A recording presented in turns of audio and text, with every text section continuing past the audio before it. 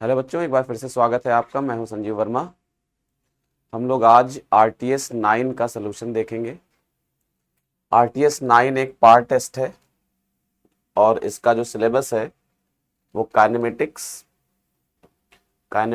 Newton laws, friction, work power energy, circular motion, collision, centre of mass and rotation, ये इसका syllabus है और ये एक पार्ट टेस्ट है। तो आइए शुरू करते हैं। 5 statements are given in this question. You have to identify the correct statement. 5 statement दिए और हम लोगों को सही वाला पता लगाना है। पहला है the net acceleration of a particle in circular motion is always along the radius of the circle towards centre. कह रहे हैं नेट एक्सेलरेशन हमेशा अलोंग द रेडियस होगा, तो ऐसा नहीं है। अगर सेंट्रीपेटल एक्सेलरेशन है तो वो अलोंग द रेडियस होगा, लेकिन जो नेट एक्सेलरेशन होगा सर्किल में सेंट्रीपेटल के साथ साथ टेंजेंशियल भी होगा। अगर है तो वो रेडियस के अलोंग नहीं होगा, तो पहला स्टेटमेंट गलत हो जाएगा। यूनिफॉर्म सर्कुलर मोशन होता तो नेट एक्सेलरेशन सेंटर की तरफ होता, लेकिन नॉन यूनिफॉर्म सर्कुलर मोशन में रेडियल के साथ साथ टेंजेंशियल एक्सेलरेशन भी होगा और फिर दोनों का रिजल्टेंट मतलब रेडियल के साथ साथ ये रेडियल एक्सेलरेशन हो गया और ये टेंजेंशियल हो गया। तो जो दोनों का रिजल्टेंट आएगा वो इस तरफ कहीं होगा और वो अलोंग द रेडियस नहीं होगा, तो पहला ऑप्शन गलत हो गया। सेकेंड ऑप्शन है the velocity vector of the particle at a point is always along the tangent to the path of the particle. कह रहे हैं वेलोसिटी वेक्टर हमेशा अलोंग द टेंजेंट होता है, तो सही है, वो तो टेंजेंशियल होती है। Acceleration vector of a particle in uniform circular motion averaged over one cycle is a null vector. कह रहे हैं यूनिफॉर्म सर्कुलर मोशन में एक साइकिल में एवरेज एक्सेलरेशन 0 होता है, तो सही है, क्योंकि यूनिफॉर्म सर्कुलर मोशन में वेलोसिटी जो है पूरे एक साइकिल के बाद मैग्नीट्यूड डायरेक्शन दोनों सेम हो जाएगा, तो net change in velocity upon time taken से चेंज इन वेलोसिटी 0 होगा, तो एवरेज एक्सेलरेशन भी 0 होगा, तो सी ऑप्शन भी करेक्ट है। The kinematic equations for uniform acceleration are applicable to uniform circular motion. कह रहे हैं जो यूनिफॉर्म एक्सेलरेशन वाली इक्वेशन है वो सर्कुलर मोशन में भी एप्लीकेबल है, तो ऐसा गलत हो जाएगा। जो यूनिफॉर्म सर्कुलर मोशन होता है इसमें टेंजेंशियल एक्सेलरेशन 0 होगा और जो इक्वेशंस ऑफ मोशन होती हैं उसमें केवल टेंजेंशियल एक्सेलरेशन ही इस्तेमाल किया जाता है। नॉर्मल या सेंट्रीपिटल या रेडियल एक्सेलरेशन का इस्तेमाल नहीं करते हम लोग। तो इसमें जो इक्वेशंस ऑफ मोशन होंगी, इसमें जो इक्वेशंस हम लोग लिखते हैं v equal to you plus A T, तो इसमें t a जो होता है वो टेंजेंशियल होता है। s equal to U T plus half A T square में जो a होता है वो टेंजेंशियल होता है, तो सारी इक्वेशंस में a टेंजेंशियल है और जब यूनिफॉर्म सर्कुलर मोशन है तो टेंजेंशियल एक्सेलरेशन होगा ही नहीं, तो फिर इक्वेशन अप्लाई करने का कोई मतलब ही नहीं है, तो ये वाला ऑप्शन भी गलत हो गया। The shape of trajectory of the motion of an object is determined by the acceleration alone and does not depend on the initial conditions of motion। कह रहे हैं जो इक्वेशन ऑफ ट्रेजेक्ट्री है वो केवल एक्सेलरेशन पे डिपेंड करती है और इनिशियल कंडीशन पे डिपेंड नहीं करती है, तो ये गलत ऑप्शन है, क्योंकि जो इक्वेशन ऑफ ट्रेजेक्ट्री का मतलब है पाथ का इक्वेशन और वो इस बात पे डिपेंड करता है कि इनिशियल पॉइंट कहाँ है। अगर इनिशियल पॉइंट को ओरिजिन लेते हो तो अलग इक्वेशन आएगा, इनिशियल पॉइंट को ओरिजिन नहीं लेते हो आप तो अलग इक्वेशन आएगा। तो इनिशियल पॉइंट पे इक्वेशन ऑफ ट्रेजेक्ट्री डिपेंड करेगा और इसके हिसाब से चौथा ऑप्शन, ये पांचवा ऑप्शन भी गलत हो गया। तो केवल सही ऑप्शन हैं बी एंड सी, सेकेंड वाला करेक्ट आंसर होगा। ये एक मैचिंग वाला क्वेश्चन है, पूछ रहे हैं कौन सा मैच करेगा। तो देखो ये तो एकदम सिंपल है। पहले में वेलोसिटी कांस्टेंट दिख रही है, जब वेलोसिटी कांस्टेंट है और वेलोसिटी टाइम ग्राफ का स्लोप पता है हमें एक्सेलरेशन होता है। यहाँ वेलोसिटी कांस्टेंट है तो एक्सेलरेशन जो है वो 0 हो जाएगा, तो एक्सेलरेशन 0 वेलोसिटी कांस्टेंट, तो ए से थर्ड मैच करेगा, ए से 3। यहाँ जो स्लोप है वो इनफाइनाइट है, वेलोसिटी टाइम ग्राफ का एंगल 90 है, स्लोप 10 90 होगा और 10 90 इनफाइनाइट होता है, तो यहाँ पर एक्सेलरेशन इनफाइनाइट होगा, तो इनफाइनाइट एक्सेलरेशन फोर्थ ऑप्शन में दिया है, तो बी से 4 मैच करेगा। इस केस में वेलोसिटी टाइम ग्राफ का एंगल 90 से छोटा है तो स्लोप पॉजिटिव होगा, यानी एक्सेलरेशन पॉजिटिव होगा लेकिन कांस्टेंट होगा। स्ट्रेट लाइन है तो एक्सेलरेशन कांस्टेंट होगा और v लगातार इंक्रीज कर रही है, तो फर्स्ट वाला ऑप्शन इससे मैच करेगा। और इसमें स्लोप जो है वो इंक्रीजिंग है, जब भी ग्राफ कर्व हो और आगे जाकर वाई एक्सिस के पैरेलल हो जाए या पैरेलल होना चाहे तो हम कहते हैं स्लोप इंक्रीज कर रहा है। तो यहां स्लोप इंक्रीज कर रहा है और स्लोप का मतलब एक्सेलरेशन, वेलोसिटी टाइम ग्राफ के स्लोप का मतलब एक्सेलरेशन। स्लोप इंक्रीज कर रहा है मतलब एक्सेलरेशन इंक्रीज कर रहा है, और एक्सेलरेशन इंक्रीज करने वाला ऑप्शन दिया है सेकंड ऑप्शन, तो इसका सेकंड मैच करेगा। तो सही ऑप्शन यहां होना चाहिए ए का 3, बी का 4। तो ए का 3, बी का 4, सी का 1, डी का 2। तो सेकंड ऑप्शन सही ऑप्शन हो जाए। तो यहां पर सेकंड ऑप्शन सही ऑप्शन होगा। आगे बढ़ते हैं।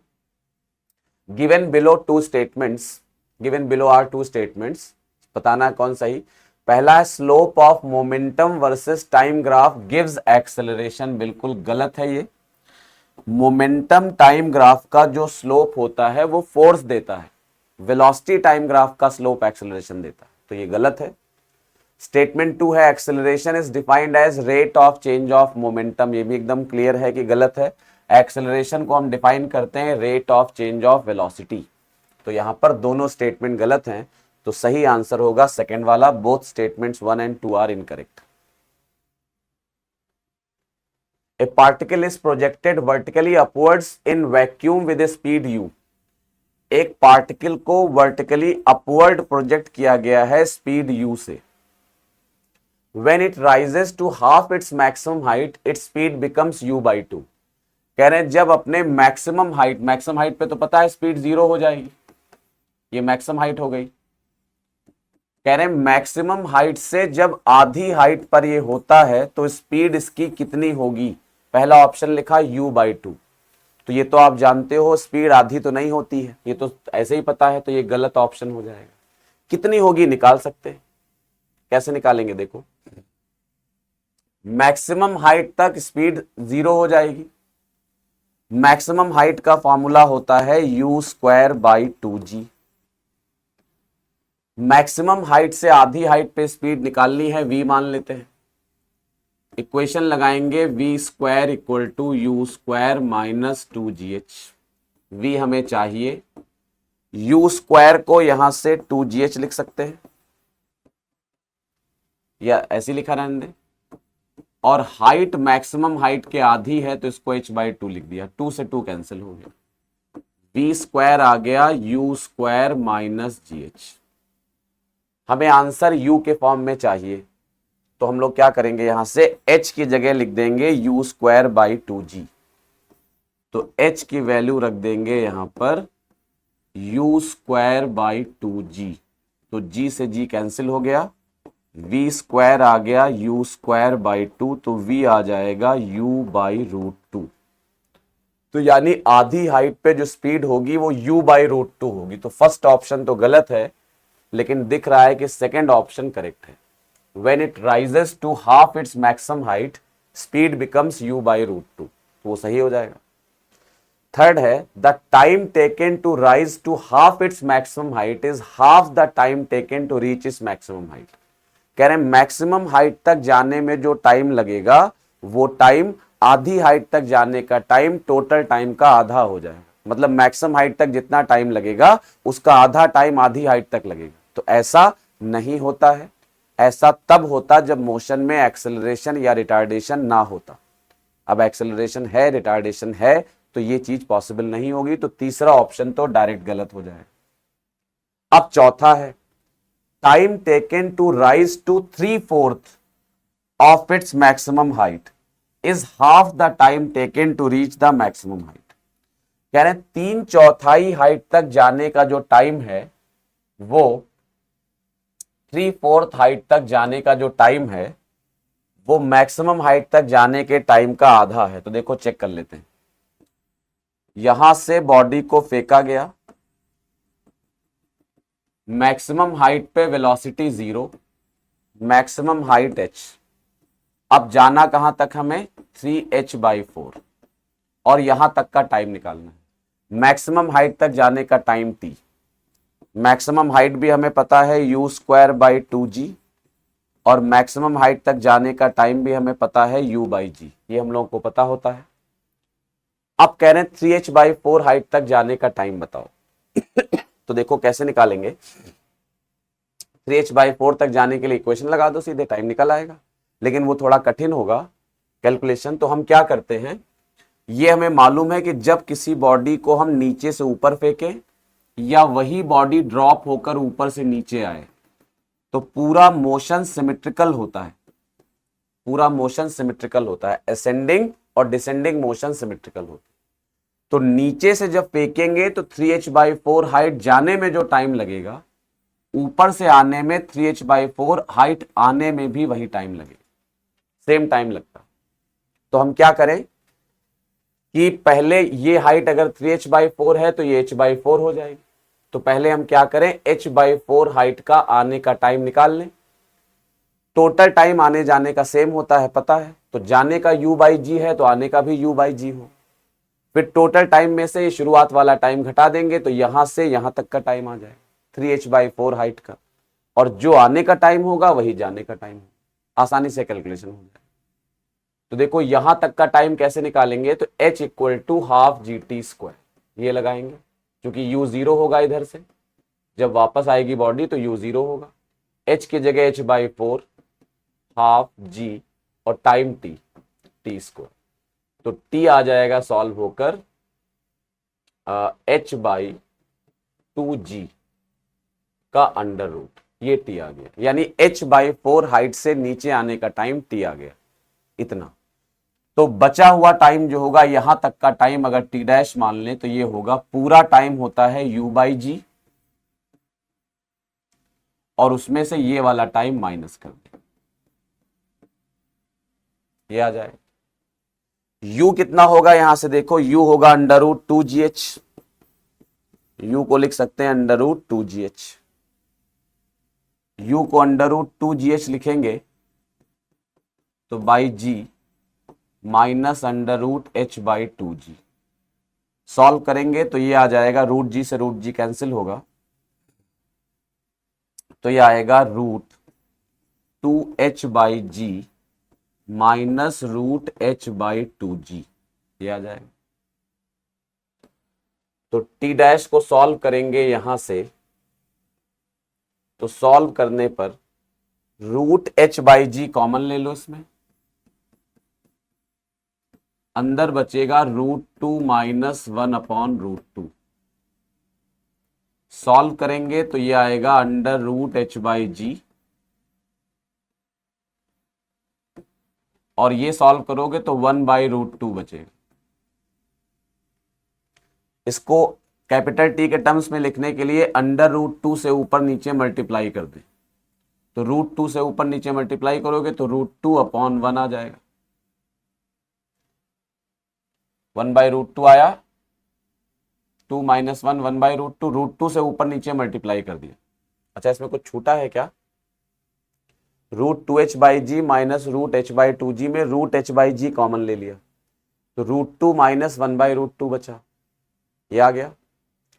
अब जो √2 से ऊपर नीचे मल्टीप्लाई कर देंगे, अच्छा तो नीचे 2 बचेगा, √2 से ऊपर नीचे मल्टीप्लाई करेंगे तो यहां √2 आएगा, यहां 2 आ जाएगा, इस √2 को अंदर ले लो, तो ये लिख सकते हैं √2h/g इंटू 1/2, और √2h/g जो था ये क्या था, √2h/g टाइम ऑफ फ्लाइट, यहां से यहां तक का टाइम कितना होगा, u की जगह √2gh रखो तो ये √2h/g ही आ जाता है, तो मैक्सिमम हाइट तक का टाइम हो गया।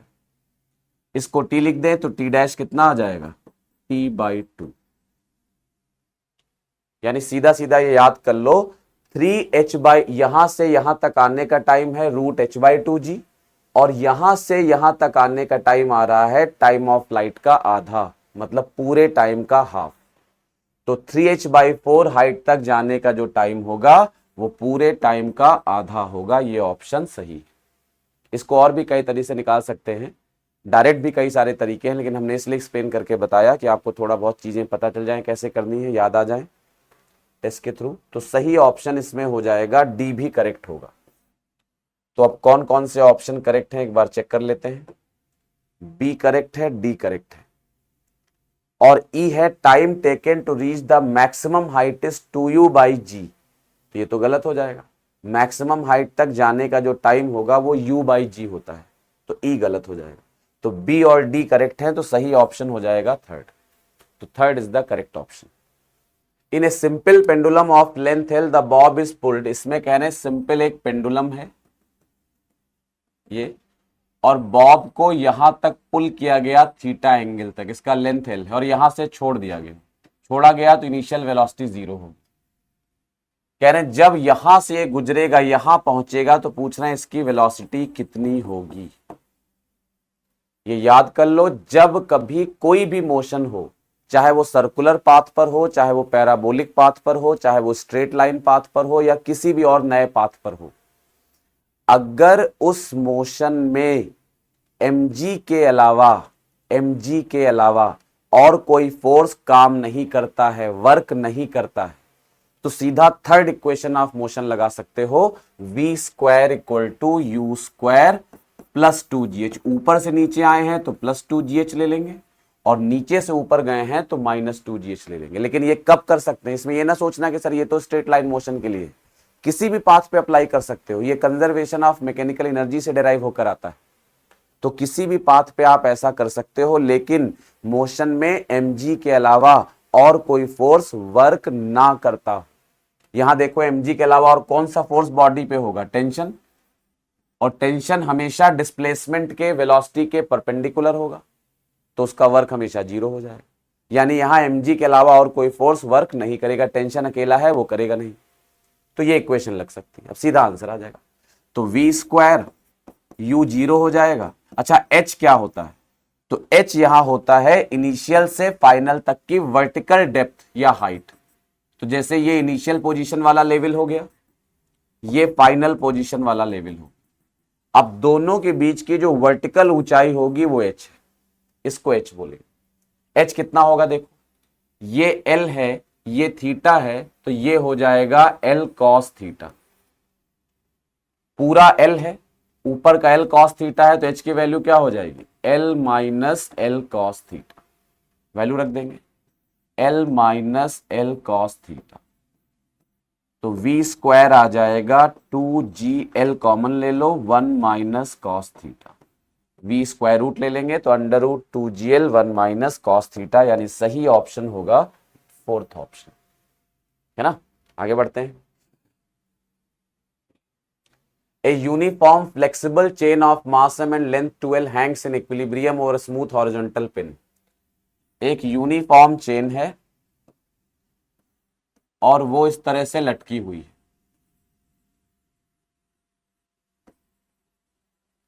लेंथ इसकी 12 है, तो इधर भी l होगी, इधर भी l होगी, इधर मास m/2 होगा और इधर मास m/2 होगा। अब कह रहे हैं इसका एक सिरे को थोड़ा खींचा जाता है और छोड़ दिया जाता है, चेन नीचे गिरना शुरू कर देती है। कह रहे हैं जब पूरी चेन गिरने वाली होगी नीचे, उस वक्त चेन की स्पीड क्या होगी, यानी ये स्थिति कह रहे हैं। तो जब पूरी चेन गिरने वाली होगी तो चेन पूरी एक साइड आ जाएगी,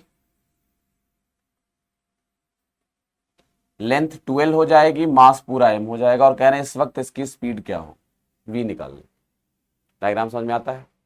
कंजर्वेशन ऑफ मैकेनिकल एनर्जी का क्वेश्चन है, kinetic plus potential energy initially, kinetic plus potential energy finally. Apply करेंगे और इससे आपको सीधा आंसर मिलेगा कंजर्वेशन ऑफ मैकेनिकल एनर्जी से, है ना। तो अप्लाई कर देते हैं। यहां पर जो पोटेंशियल एनर्जी होगी, अप्लाई कर लेंगे, पोटेंशियल एनर्जी इस लेवल को 0 मान लें, तो पोटेंशियल एनर्जी 0, इसका सेंटर ऑफ मास यहां होगा, इसका सेंटर ऑफ मास यहां होगा, 0 लेवल से नीचे है सेंटर ऑफ मास, तो पोटेंशियल एनर्जी माइनस में लिखेंगे, माइनस mgh। तो k1 plus u1 equal to k2 plus u2। ये इनिशियल कंडीशन का डायग्राम हो गया, ये फाइनल कंडीशन का डायग्राम हो गया। पोटेंशियल एनर्जी काइनेटिक एनर्जी की वैल्यू रखेंगे, इक्वल कराएंगे, और उससे आपको आपका आंसर सॉल्व होकर आसानी से मिल जाएगा। काइनेटिक एनर्जी जो है वो तो 0 है शुरू में, और पोटेंशियल एनर्जी लिखेंगे तो 0 लेवल से नीचे है सेंटर ऑफ मास, तो माइनस में होगी, तो माइनस mgh, तो m/2g और सेंटर ऑफ मास की गहराई l/2 हो जाएगी, तो l/2। ये एक पार्ट की हुई, दो पार्ट हैं तो 2 से मल्टीप्लाई कर दो, ये इनिशियल हो गया। और फाइनल काइनेटिक एनर्जी लिखेंगे तो हाफ mv², और पोटेंशियल एनर्जी माइनस में होगी mg, और इसका सेंटर ऑफ मास अब कितनी गहराई पर होगा, l, तो -mgl। ये 2 से 2 कटेगा, उसको उधर भेजेंगे तो mgl माइनस mgl/2, तो ये mgl/2 हो जाएगा, और ये हाफ mv² आएगा। एक m से m कैंसिल होगा, 2 से 2 कैंसिल होगा, v² gl आएगा, तो v के वैल्यू आ जाएगी √gl, तो सेकंड ऑप्शन करेक्ट है ना। इन the figure the bar is uniform and weighing 5000 Newton. ये एक रॉड है, इसको ऐसे लटकाया गया है, 5000 न्यूटन इसका, 500 न्यूटन इसका वेट है। और how large must W be if T1 and T2 are to be equal. तो देखो ये हो गया बार, ये हो गया बार, इसका सेंटर जहां होगा वहां पर इसका वेट एक्ट करेगा, वेट दिया है 500 न्यूटन, ये हो गया। जो T1 है वो किनारे से 0.3 L के डिस्टेंस पे एक्ट कर रहा है, 0.3 मीटर, 0.3 मीटर, तो किनारे से 0.3 मीटर ये हो गया। यहां पर T1 लग रहा है, इस वाले थ्रेड में टेंशन T1 है, T1, ये T1 हो गया, और ये डिस्टेंस है 0.3 L, पूरा आधा है ये, तो 0.2 L हो जाएगा, ये यहां से यहां तक 0.2 L। अच्छा, जो W लटका है वो उस तरफ लटका है 0.4 L के डिस्टेंस पे, तो W इधर लटका हुआ है और इसकी डिस्टेंस 0.4 L है, और जो T2 है वो किनारे है 0.3 L, ऐसे, ये T2। How large must W be T1 and T2 are to be equal. T1 और T2 इक्वल हैं, तो जब इक्वल कह दिया तो इनको T1 को भी T मान लेते हैं, T2 को भी T मान लेते हैं। अब ऐसे क्वेश्चन में जो शुरुआत है वो सीधे balancing of force and balancing of torque, सीधा फोर्स और टॉर्क बैलेंस का ये क्वेश्चन होता है। फोर्स बैलेंस करा दीजिए, टॉर्क बैलेंस करा दीजिए, तो करवाते हैं। फोर्स बैलेंस, पहले टॉर्क बैलेंस कराते हैं किसी भी एक्सिस के अबाउट, मान लो सेंटर ऑफ मास के अबाउट करा दें, तो सेंटर ऑफ मास देखो 500 न्यूटन यहीं से पास हो रहा है, इसका टॉर्क 0 हो जाएगा। और फॉर्म टॉर्क बैलेंस कराते हैं, तो फॉर टॉर्क बैलेंस, जब टॉर्क बैलेंस कराते हैं तो anti clockwise torque equal to clockwise torque, anti clockwise torque equal to clockwise torque, बस ये इक्वेशन बना ली। अब एंटी क्लॉकवाइज टॉर्क देखो किसका होगा, सेंटर के अबाउट, तो एंटी क्लॉकवाइज टॉर्क किसका होगा यहां से, तो ये 0.3 L है, ये 0.4 L है, ये 0.2 है, ये 0.3, ये T1 और ये T2। टॉर्क बैलेंस कराते हैं, 500 न्यूटन जो है इसका वेट है वो सेंटर पे लगेगा, तो 0.5 इधर है। अच्छा, तो ये जो डिस्टेंस है गड़बड़ ले ली हम लोगों ने, ये वाली डिस्टेंस 0.4 यहां से नहीं गिवन है, ये देखो डिस्टेंस कहां से गिवन है, डायग्राम में देखो, ये T1 से डिस्टेंस गिवन है, जहां से T1 नापा गया, T1 मतलब यहां से यहां तक 0.4 गिवन, तो फिर इधर वाली डिस्टेंस क्या हो जाएगी, ये 0.2, ठीक है ना। T1 देखो यहां T1 से दिया है 0.4, T1 से 0.4 है, तो ये 0.2 हो जाएगा, है ना। तो ये हो गया। अब टॉर्क बैलेंस कराओ, सेंटर ऑफ मास के अबाउट, अबाउट सेंटर ऑफ मास, कोई भी एक्सिस के अबाउट, जब बॉडी इक्विलिब्रियम में होती है तो चाहे जिस एक्सिस के अबाउट टॉर्क बैलेंस करा दीजिए, कराते हैं। सेंटर ऑफ मास के अबाउट T1 का टॉर्क क्लॉकवाइज होगा, क्लॉकवाइज घुमाएगा, तो इसको इधर लिख देते हैं, T1 इंटू डिस्टेंस क्या है 0.2 L, 0.2 L, ये T1 का टॉर्क हुआ क्लॉकवाइज। 500 का टॉर्क तो 0 हो जाएगा, जो W का टॉर्क है ये भी क्लॉकवाइज ही होगा, तो इसको भी इधर ही लिख देते हैं, W इंटू 0.2L, ये भी क्लॉकवाइज होगी, और T2 का टॉर्क एंटी क्लॉकवाइज होगा, तो इसको इधर लिख देते हैं। तो T2 का जो टॉर्क होगा वो एंटी क्लॉकवाइज होगा, इसको इधर लिख देते हैं, T2 इंटू 0.5L। अच्छा, T2 T1 लिखने की जरूरत ही नहीं, अब तो सब T हो गए हैं, तो इसको भी T बना देते हैं, इसको भी T बना देते हैं। तो क्या आंसर आएगा, देखो बैलेंस कराएंगे तो ये T इधर ले आएंगे, तो T into 0.3L, 0.5L minus 0.2L, 0.3L equal to W into 0.2L, ये इक्वेशन आई। L से L कैंसिल हो गया, पॉइंट से पॉइंट कैंसिल हो गया, तो 3T इक्वल टू 2W आ गया, 3T इक्वल टू 2W, ये आ गया। क्वेश्चन में क्या पूछ रहे हैं आपसे, क्वेश्चन में आपसे पूछ रहे हैं W की वैल्यू। अब फोर्स बैलेंस कराओ, डायग्राम में देखो, अपवर्ड फोर्स होगा T1 plus T2, T1 plus T2 को 2T लिख सकते हैं, और डाउनवर्ड फोर्स होगा W और प्लस इसका वेट जो था 500, ये हो जाए, तो 2T equal to W plus 500।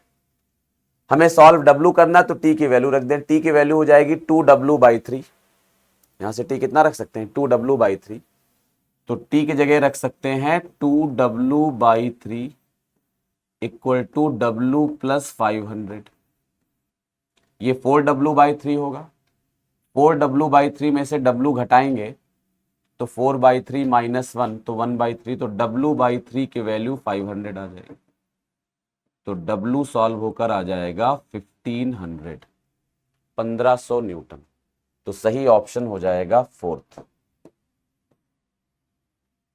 इसको और भी आसानी से कर सकते थे, अलग अलग तरह से टॉर्क बैलेंस करा के, तो जो लोग जानते हैं करना वो अपने तरीके से आसानी से करें, और अभी आप चैप्टर में थोड़ा आइडिया हो जाए। हम तो इस नज़रिए से आपको क्वेश्चन कराते हैं कि आपको थोड़ा थोड़ा इस टाइप का क्वेश्चन आए तो आपको बेसिक मेथड पता रहे कि कोई भी क्वेश्चन उससे सॉल्व हो जाए, भले 2-4 लाइन लंबा पड़े, तो आप कर सको, तो ये आंसर आ जाएगा, है ना। तो W की वैल्यू आ गई 1500, तो सही ऑप्शन हो जाएगा 4।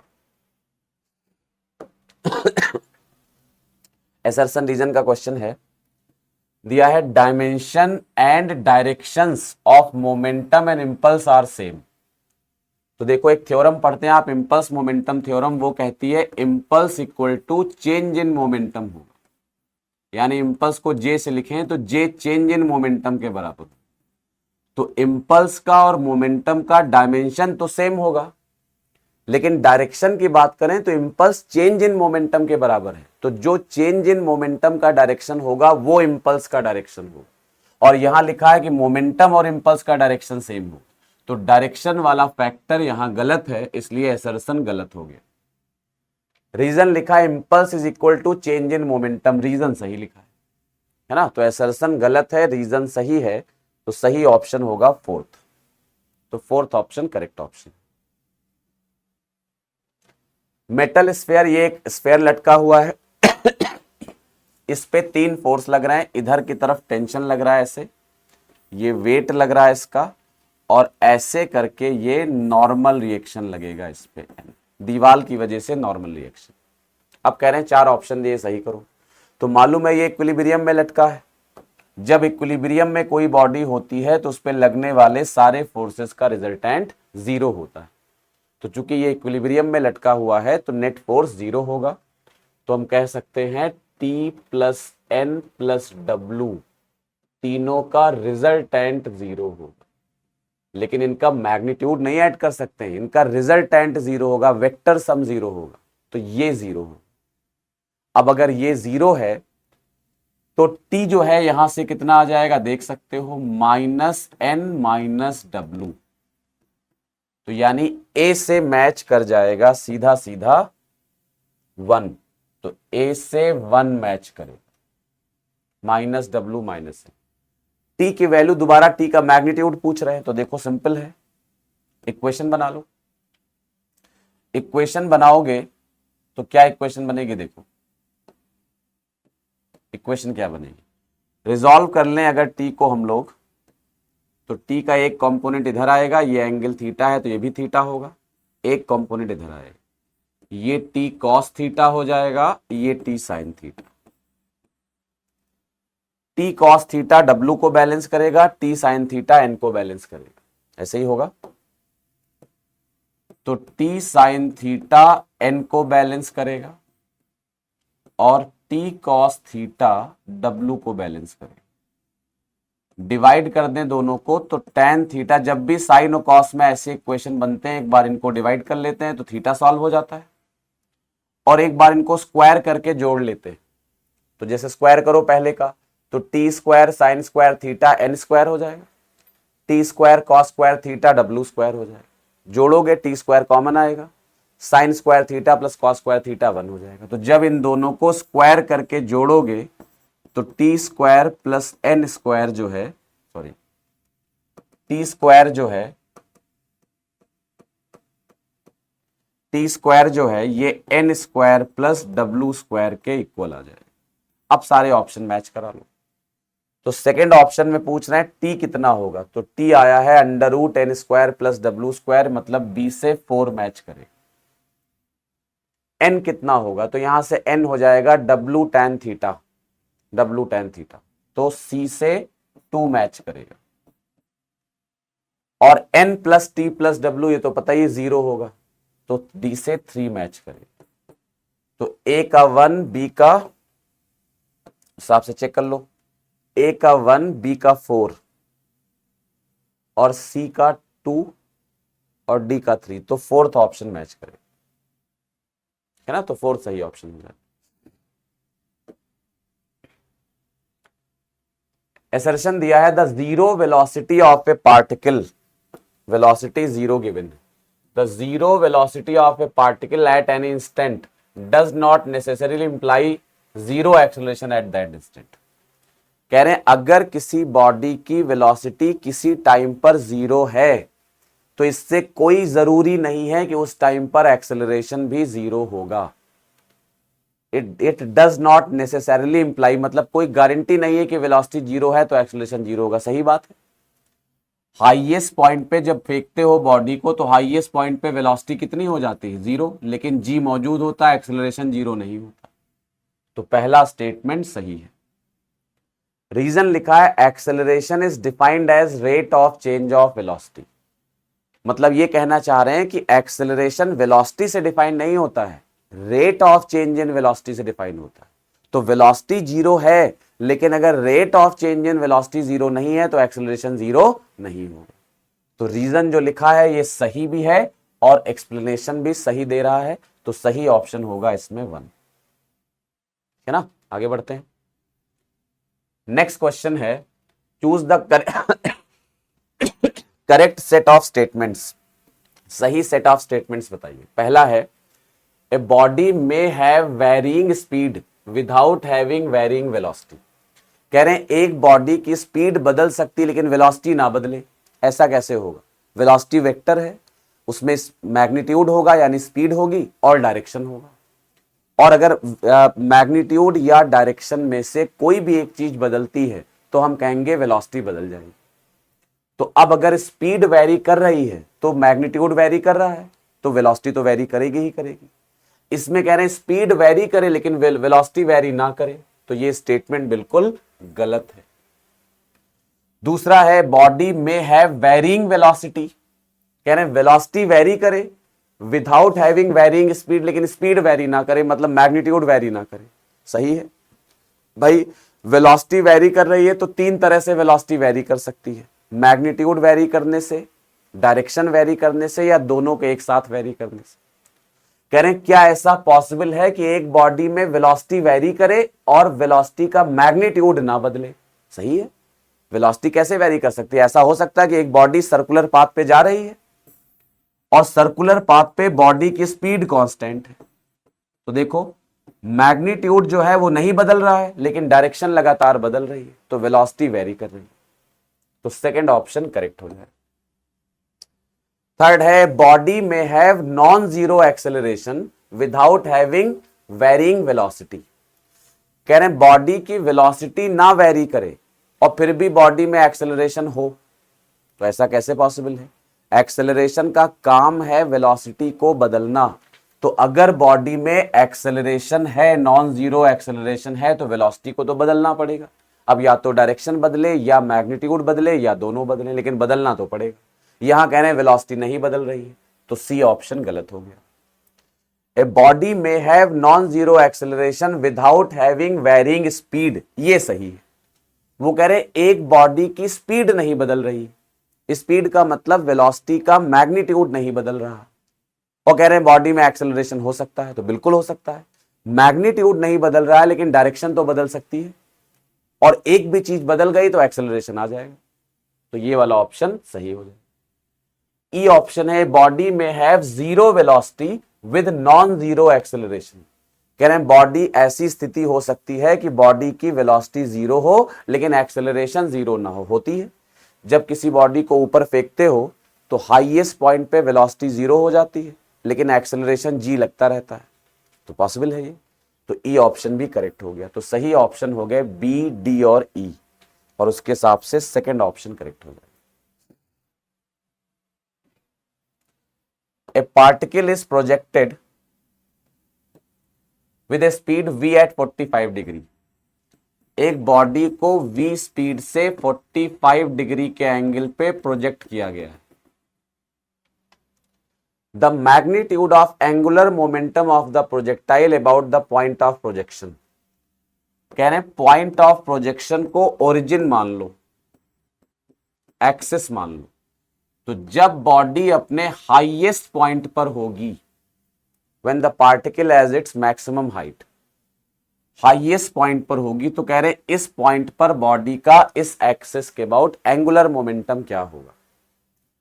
एंगुलर मोमेंटम का फॉर्मूला होता है linear momentum of the body multiplied by R perpendicular, और आर परपेंडिकुलर क्या है, एक्सिस से बॉडी के वेलोसिटी की लाइन ऑफ एक्शन की परपेंडिकुलर डिस्टेंस, एक्सिस से वेलोसिटी के लाइन ऑफ एक्शन की परपेंडिकुलर डिस्टेंस। तो देखो यहां जो हाईएस्ट पॉइंट पर वेलोसिटी होती है वो भी आप सबको पता है केवल एक्स कंपोनेंट होता है, तो वेलोसिटी होगी v cos 45 यानी v बाई रूट टू। अब एंगुलर मोमेंटम होता है मास इंटू वेलोसिटी, इंटू वेलोसिटी की लाइन ऑफ एक्शन को पीछे बढ़ाया, एक्सिस से परपेंडिकुलर ड्रॉ किया, ये चीज, ये h है तो ये भी h हो जाएगा। यही होता है आर परपेंडिकुलर।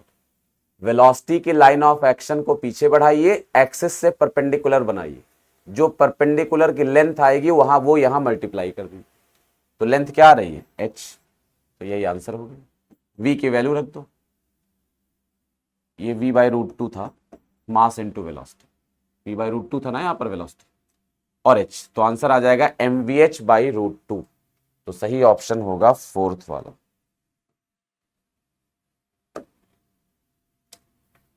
असर्शन रीजन का क्वेश्चन है अगला वाला। The path of projectile as viewed from other projectile is always a straight line as long as none of them has hit the ground। कह रहे हैं दो प्रोजेक्टाइल अगर हवा में हैं, दोनों में से कोई जमीन पे नहीं पहुंचा है, तो एक प्रोजेक्टाइल से देखने पर दूसरे का पाथ हमेशा स्ट्रेट लाइन होता है, तो ये बिल्कुल सही बात है। क्यों? क्योंकि जब दोनों हवा में होंगे तो दोनों का एक्सेलरेशन जी होगा, वो चाहे जिस तरफ जा रहे हो एक्सेलरेशन तो जी ही होगा, और जब दोनों का एक्सेलरेशन जी होगा तो जब रिलेटिव पाथ लगाओगे, रिलेटिव एक्सेलरेशन निकालोगे, acceleration of 1 with respect to 2, तो वो जीरो आ जाए। और जब एक बॉडी को दूसरे बॉडी से, एक प्रोजेक्टाइल को दूसरे प्रोजेक्टाइल से देखने पर रिलेटिव एक्सेलरेशन जीरो है, तो जाहिर सी बात जब रिलेटिव एक्सेलरेशन नहीं है तो पाथ हमेशा स्ट्रेट लाइन होगा, तो पहला ऑप्शन तो सही है। रीजन लिखा है relative velocity of a projectile with respect to other projectile is always constant. कह रहे हैं एक प्रोजेक्टाइल की वेलोसिटी दूसरे के रिस्पेक्ट में कांस्टेंट होती, तो बिल्कुल सही लिखा है, क्योंकि रिलेटिव एक्सेलरेशन जीरो है, रिलेटिव वेलोसिटी को रिलेटिव एक्सेलरेशन चेंज करेगा, तो जब रिलेटिव एक्सेलरेशन डिराइव हो गया जीरो है तो रिलेटिव वेलोसिटी कांस्टेंट होगी, पाथ स्ट्रेट लाइन होगी। तो असर्शन भी सही है, रीजन भी सही है, एक्सप्लेनेशन भी सही है, तो सही आंसर होगा फर्स्ट वाला। Which of the following is correct. ये डायग्राम बना, पूछ रहे हैं कौन सा सही है। तो देखो इस डायग्राम में एक चीज क्लियर दिख रही है सब में कि सबका रेंज अलग अलग है, दिख रहा है डायग्राम में, लेकिन देखो ऊंचाई सबकी सेम है, मैक्सिमम हाइट सबकी सेम है, मैक्सिमम हाइट सबकी सेम है। मैक्सिमम हाइट जो होती है वो आप पढ़ चुके हो, फॉर्मूला होता है U square sine square theta upon 2g। U sine theta जो है ये इनिशियल वेलोसिटी का y कंपोनेंट होता है और अपॉन 2g ये होता है, यानी maximum height directly proportional to initial velocity के स्क्वायर के है, इसके प्रोपोर्शनल होती है। जब तीनों में मैक्सिमम हाइट सेम है, इसका मतलब हम कह सकते हैं जब h सेम है, h कांस्टेंट है, तो ui भी तीनों के लिए क्या होगा, सेम। यानी तीनों प्रोजेक्टाइल्स के लिए इनिशियल वेलोसिटी का y कंपोनेंट हर हालत में सेम होगा, ये बात पता चल गई। अब टाइम ऑफ फ्लाइट पूछ रहे हैं। टाइम ऑफ फ्लाइट का फॉर्मूला भी आप सब लोग जानते हो, 2u sine theta by g। u sine theta uy होता है, यानी टाइम ऑफ फ्लाइट भी uy के डायरेक्टली प्रोपोर्शनल है। तो जब सबका uy सेम है तो सबका टाइम ऑफ फ्लाइट भी सेम होगा, यानी टाइम ऑफ फ्लाइट तीनों का सेम होगा, यहां से ये पता चलता है। अब तीनों का सेम होगा तो T1 ग्रेटर देन T3 गलत हो गया, T2 ग्रेटर देन T3 गलत हो गया, T1 ग्रेटर देन T3 गलत हो गया, केवल यही सही हो सकता है। क्योंकि जब तीनों सेम है तो कोई दो बार T1 की वैल्यू भी T रख दो, T3 की वैल्यू भी T रख दो और T2 की वैल्यू भी T होगी, तो T plus T 2T by 2, तो T इक्वल टू T आ जाए। जब तीनों इक्वल हैं तो यही रिलेशन सेटिस्फाई हो सकता है, तो सही ऑप्शन होगा थर्ड ऑप्शन, है ना। Choose the correct set of statements, the direction of frictional force between the two surfaces in contact is such that. सही स्टेटमेंट चुनना है और दो सरफेसेस के बीच में फ्रिक्शन फोर्स की बात कर रहे हैं। The direction of friction force between the two surfaces in contact, तो ये क्या कहता है, देखो पहला कह रहा है it opposes the motion of. तो हमें पता है ये बात बहुत कॉमनली कि दो सरफेसेस के बीच का जो फ्रिक्शन फोर्स होता है वो उन दोनों सरफेसेस के बीच में होने वाले रिलेटिव मोशन को अपोज करता है। वो नहीं चाहता है कि एक सरफेस दूसरे के ऊपर स्लाइड करे, वो चाहता है चले तो दोनों सरफेस ऐसे चलें और या फिर कोई ना चले, रिलेटिव मोशन ना हो। जरूरी नहीं फ्रिक्शन की मर्जी पूरी हो, लेकिन वो ऐसा चाहता है। तो यानी वो क्या चाहता है, रिलेटिव मोशन को अपोज करता है। और रियल मोशन की बात करें अगर दोनों में से, तो एक के रियल मोशन को अपोज करेगा और दूसरे के रियल मोशन को सपोर्ट करेगा। तो सही ऑप्शन क्या होगा, it opposes the relative motion of two bodies, it opposes the motion of one body and favours the motion of other body, it depends on the nature of surface in contact. तो सी, D और ई तीन option correct हो जाएंगे, third सही option होगा। Which of the following system can be in motion, कह रहे कौन सा मोशन में होगा। तो देखो यहां सब में फ्रिक्शन दिखाया गया है, तो जिस केस में जो चलाने वाला फोर्स है, जैसे चलाने वाले से मेरा मतलब है जिस फोर्स की वजह से सिस्टम चलेगा, तो जिस केस में चलाने वाला फोर्स Fs की मैक्सिमम वैल्यू से भी ज्यादा होगा, आपको मालूम है जहां स्टैटिक फ्रिक्शन लगता है, यहां रुका है ब्लॉक तो स्टैटिक फ्रिक्शन होगा। तो अगर किसी बॉडी को चलाना है तो आपको बॉडी पर स्टैटिक फ्रिक्शन की मैक्सिमम वैल्यू से भी ज्यादा फोर्स लगाना पड़ेगा, तो जिसमें ऐसा होगा वो चलेगा। इसमें देखो स्टैटिक फ्रिक्शन की मैक्सिमम वैल्यू निकालो, Fs मैक्स वो होता है म्यूएस एन, म्यूएस 0.4 है और एन mg के बराबर होगा, m 8 है तो mg 80 हो जाएगा, तो ये 32 न्यूटन आएगा और इसकी वजह से चलेगा, ये 30 ही न्यूटन है। तो चलाने वाला फोर्स, ये चलाने वाला फोर्स हो गया, चलाने वाला फोर्स 30 है और रोकने वाला 32 है, चल ही नहीं पाएगा, है ना। तो जैसे ये 30 है तो फ्रिक्शन भी 30 लगेगा, इसको तुम बढ़ाओगे 31 करोगे तो ये 31 हो जाएगा, इसको बढ़ा के 32 करोगे तो ये 32 हो जाएगा, चलने नहीं देगा। जब 32 से बड़ा इसको कर दोगे, अब तुमने 33 कर दिया, तो अब ये नहीं बढ़ पाएगा क्योंकि ये मैक्सिमम है, अब ये नीचे की तरफ चलना शुरू कर देगा। तो फिलहाल यहां ये 30 न्यूटन का फोर्स है, तो फ्रिक्शन भी 30 न्यूटन लगेगा और इसको बैलेंस कर देगा, ये नहीं चलेगा, तो ये गलत हो गया। इसमें देखो यहां तो चलाने वाला फोर्स तो यहां भी 30 न्यूटन होगा, लेकिन यहां अगर फ्रिक्शन की वैल्यू देखोगे Fs मैक्स, तो Fs मैक्स जो होगा वो म्यू एस एन होगा, म्यू एस 0.3 है, एन 80 होगा, तो ये 24 न्यूटन आएगा। तो फ्रिक्शन अपनी पूरी ताकत लगा दे तब भी 24 न्यूटन लगा पाएगा, और ये 30 न्यूटन है। चलाने वाला फोर्स बड़ा है, रोकने वाला कम है, तो ये चलने लगेगा नीचे की तरफ से, यानी सेकंड वाला ऑप्शन करेक्ट ऑप्शन है ना। Acceleration time graph for a particle दिया है और डिस्प्लेसमेंट टाइम ग्राफ पूछ रहे हैं, कौन सा होगा। सिंपल है, एक्सेलरेशन पहले कांस्टेंट है और नेगेटिव है, बाद में पॉजिटिव है और कांस्टेंट है। इसमें कौन सा ग्राफ पॉसिबल है? देखो स्ट्रेट लाइन तो आ ही नहीं सकता। क्यों नहीं आ सकता? स्ट्रेट लाइन का स्लोप कांस्टेंट होता है, इसका स्लोप कांस्टेंट होगा। डिस्प्लेसमेंट टाइम ग्राफ है, स्लोप इसका वेलोसिटी देता है, वेलोसिटी कांस्टेंट है तो एक्सेलरेशन जीरो हो जाए, जबकि वहां एक्सेलरेशन जीरो नहीं है। तो ये भी नहीं हो सकता, ये भी नहीं हो सकता, स्ट्रेट लाइन तो नहीं हो सकती। ये तो ऐसा ही नहीं हो सकता, शार्प कॉर्नर आ गया इसमें, शार्प कॉर्नर कभी आता नहीं है प्रैक्टिकल ग्राफ्स में, तो ये ऐसे ही गलत हो गया। चेक भी कर सकते हो गलत क्यों है। ये सही होगा क्यों? देखो शुरू में ग्राफ ऐसे जा रहा है, एक्स के पैरेलल है, बाद में वाई के पैरेलल हो गया। जब ग्राफ एक्स के पैरेलल होता है तो इसका स्लोप डिक्रीज करता है।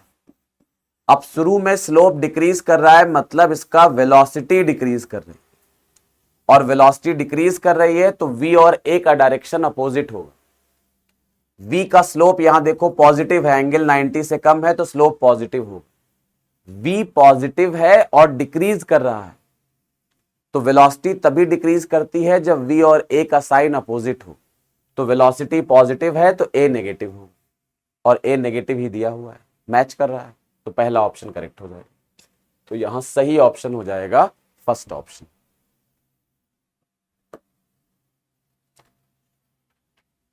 ये कुछ ग्राफ दिए मैच वाले, चेक करते हैं। Angle between velocity and acceleration vector 0 से 90 डिग्री।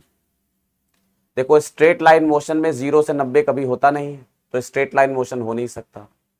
यूनिफॉर्म सर्कुलर मोशन होगा अगर, तो यूनिफॉर्म सर्कुलर मोशन में केवल सेंट्रीपेटल एक्सेलरेशन होता है, और ये हमेशा वेलोसिटी के परपेंडिकुलर होता है, तो एंगल केवल कितना बनेगा? 90 डिग्री, तो 0 से 90 बनेगा नहीं। Body performs motion with constant magnitude of tangential acceleration, थोड़ा बता देते हैं।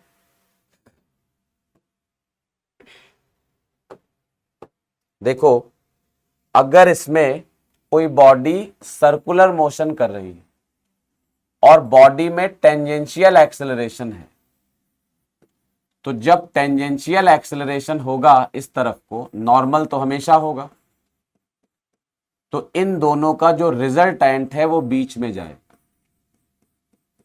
और इस वक्त जो नेट एक्सेलरेशन वेलोसिटी के साथ एंगल बनाएगा वो 0 से और 90 के बीच में होगा। यही ऑप्शन दिया है 0 से 90। तो एक्सेलरेशन 0 से 90 किसमें हो सकता है? Body perform circular motion with tangential acceleration, तो इसका थर्ड ऑप्शन मैच करेगा। 90 से 180 अब समझ सकते हो रिटार्डेशन होना चाहिए, तो फोर्थ मैच करेगा। 90 डिग्री का एंगल साफ साफ दिखाया, यूनिफॉर्म सर्कुलर मोशन में होगा तो 1 मैच करेगा, और 0 या 180 डिग्री का एक्सेलरेशन स्ट्रेट लाइन मोशन में होता है और ये 2 मैच करेगा। स्ट्रेट लाइन मोशन में v और a या तो सेम डायरेक्शन में होते हैं तो एंगल 0, या अपोजिट डायरेक्शन में होते हैं तो एंगल 180, तो 0 या 180 एंगल स्ट्रेट लाइन में हो। तो a से 3 मैच करेगा, b से 4, c से 1 और d से 2, हिसाब से थर्ड ऑप्शन करेक्ट होना चाहिए, तो सही ऑप्शन हो जाएगा थर्ड वाला।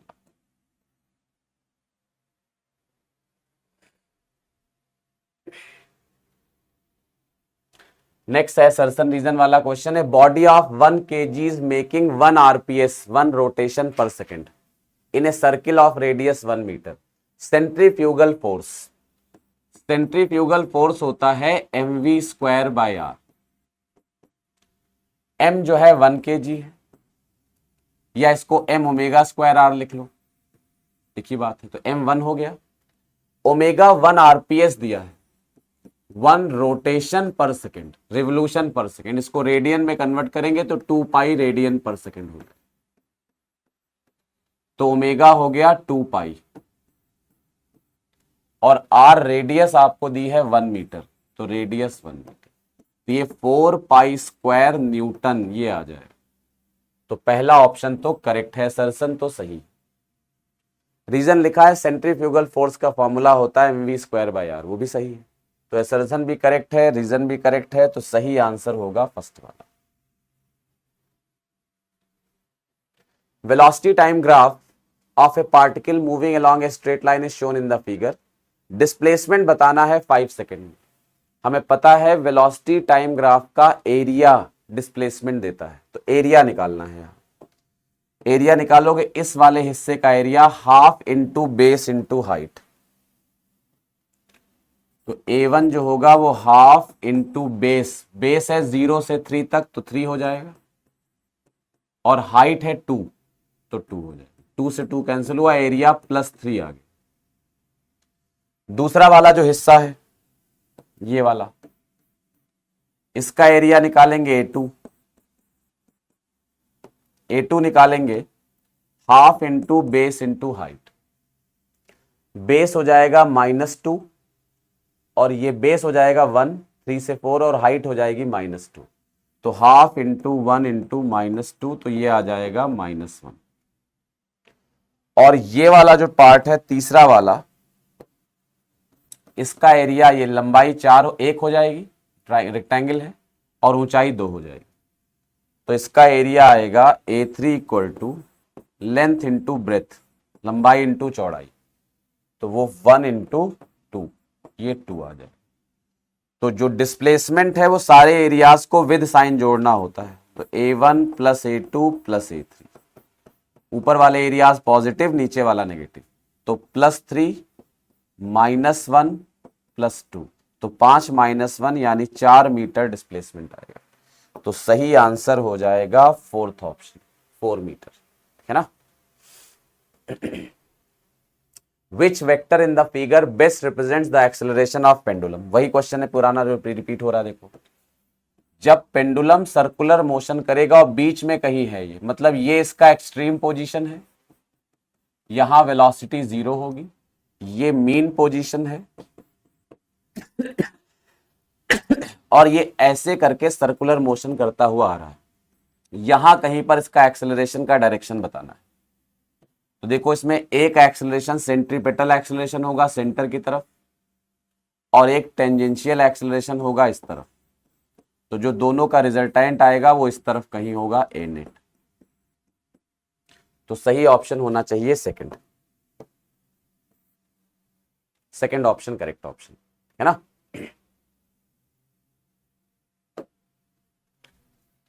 Given below, second option correct है।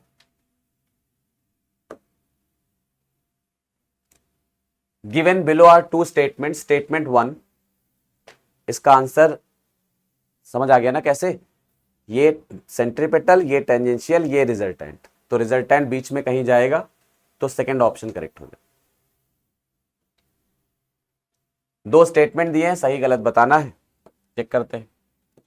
पहला है the definition of instantaneous velocity and acceleration, ये जो होता है एग्जैक्ट एंड ऑलवेज करेक्ट, सही है। वेलोसिटी हमेशा dx/dt, एक्सेलरेशन हमेशा dv/dt, तो स्टेटमेंट 1 इज करेक्ट। 2 है द काइनेमेटिक इक्वेशंस, मतलब इक्वेशंस ऑफ मोशन की बात हो रही, they are true only for motion in which the magnitude and direction of acceleration are constant during the course of motion. कह रहे हैं इक्वेशन ऑफ मोशन केवल तब अप्लाई होती हैं जब मैग्नीट्यूड और डायरेक्शन, जो एक्सेलरेशन है उसका मैग्नीट्यूड और डायरेक्शन कांस्टेंट होते हैं। मतलब जिस मोशन में एक्सेलरेशन का मैग्नीट्यूड और डायरेक्शन कांस्टेंट होते हैं, उसी मोशन में इक्वेशन ऑफ मोशन इस्तेमाल होते हैं। ये गलत स्टेटमेंट है। इक्वेशन ऑफ मोशन इस्तेमाल होने के लिए एक्सेलरेशन का वेलोसिटी के साथ कोलिनियर होना जरूरी है और कांस्टेंट होना जरूरी है ना। तो एक्सेलरेशन कांस्टेंट हो और वेलोसिटी के साथ कोलिनियर हो, यानी v और a सेम डायरेक्शन में हो, या फिर v और a अपोजिट डायरेक्शन में हो, उनका कोलिनियर होना जरूरी। They must be collinear and acceleration must be constant. ये दोनों कंडीशन पूरी होंगी तो इक्वेशंस यूज होंगी। इसमें कोलिनियर वाली बात नहीं लिखी है, इसलिए स्टेटमेंट 2 गलत हो जाएगा। तो सही आंसर होगा statement 1 is correct and 2 is incorrect. Third option correct हो जाएगा, है ना, थर्ड ऑप्शन। तो थर्ड इज करेक्ट। समझ आ गई बात? ये क्लियर हो गया ना बात? ये इक्वेशंस ऑफ मोशन को तब यूज कर सकते हैं जब वेलोसिटी और एक्सेलरेशन आपस में कोलिनियर हो और एक्सेलरेशन कांस्टेंट हो। यहां पर कोलिनियर होने की बात नहीं लिखी गई, इसलिए स्टेटमेंट 2 गलत हो गया। तो स्टेटमेंट 1 सही है, 2 गलत है, तो थर्ड ऑप्शन करेक्ट हो जाएगा। मैच कर लिया ना?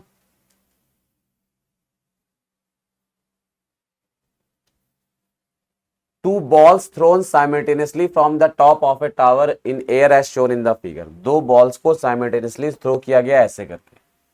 The acceleration of center of mass of two balls while in air is equal to g। कह रहे दोनों में, हवा में जब दोनों हैं तो सेंटर ऑफ मास का एक्सेलरेशन g होगा। बिल्कुल सही है। कैसे? सेंटर ऑफ मास के एक्सेलरेशन का फॉर्मूला होता है ACM equal to m1 into पहले का एक्सेलरेशन। पहले का एक्सेलरेशन क्या होगा? m1 की जगह m ले लेते हैं। पहले का एक्सेलरेशन g, वेक्टर g लिख लेते हैं, प्लस m2 इंटू दूसरे का एक्सेलरेशन, तो 2m into g upon m1 plus m2, 3m। ऊपर भी 3mg आएगा, नीचे 3m है, 3m कैंसिल हो गया, ACM इक्वल टू g आ गया।